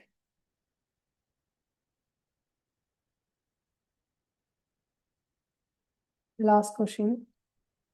எந்த எண் 9ஆல் வகுப்படும் அப்படின்னு கேட்டிருக்காங்க. இப்போ 4 ஆப்ஷனில் ஒவ்வொன்றையாக நம்ம 9ஆல் வகுத்து பார்க்க வேண்டாம், அது ரொம்ப டைம் எடுக்கும். நீங்கள் அதை என்ன பண்ணலான்னா இந்த டிஜிட் எல்லாம் டோட்டல் பண்ணி பார்த்தீங்கன்னா எது டோட்டல் 9ஆல் வகுப்படுற மாதிரி வருதோ அதான் ஆன்சர். இப்போ நான் ஃபர்ஸ்ட் ஆப்ஷனில் 5 6 1 1 2 இது எல்லாத்தையும் டோட்டல் பண்ணால் 5 + 6 11 + 1 12 12 + 1 13 + 2 15. 15 9 டேபிளில் போகாது, ஸோ அதனால இது 9 டேபிள் டிவைட் ஆகாது. அடுத்தது 8 + 9 17 + 4 21 21 + 4 25 + 5 30 வருது. 30 வந்து 9 டேபிளில் போகாது, அப்போ இதுவும் டிவைட் ஆகாது. அதுக்கு அடுத்தது 4 + 9 13 13 + 6 29 + 5 34 37 வருது. சரி 27 வருது. ஓகே, 27 வந்து 9 டேபிளில் போகும். அப்படின்னா இதில் எது 9ஆல் வகுப்படும்னா இதுதான் 9ஆல் வகுப்படும். ஓகேயா? ஸோ இதோட இந்த இது முடியுது. தேங்க்யூப்பா. எக்ஸாம் எழுதுகிற எல்லாருக்கும் ஆல் தி பெஸ்ட். பொறுமையாக எழுதுங்க, பதட்டப்படாமல் நிதானமாக எழுதுங்க. Okay, thank you.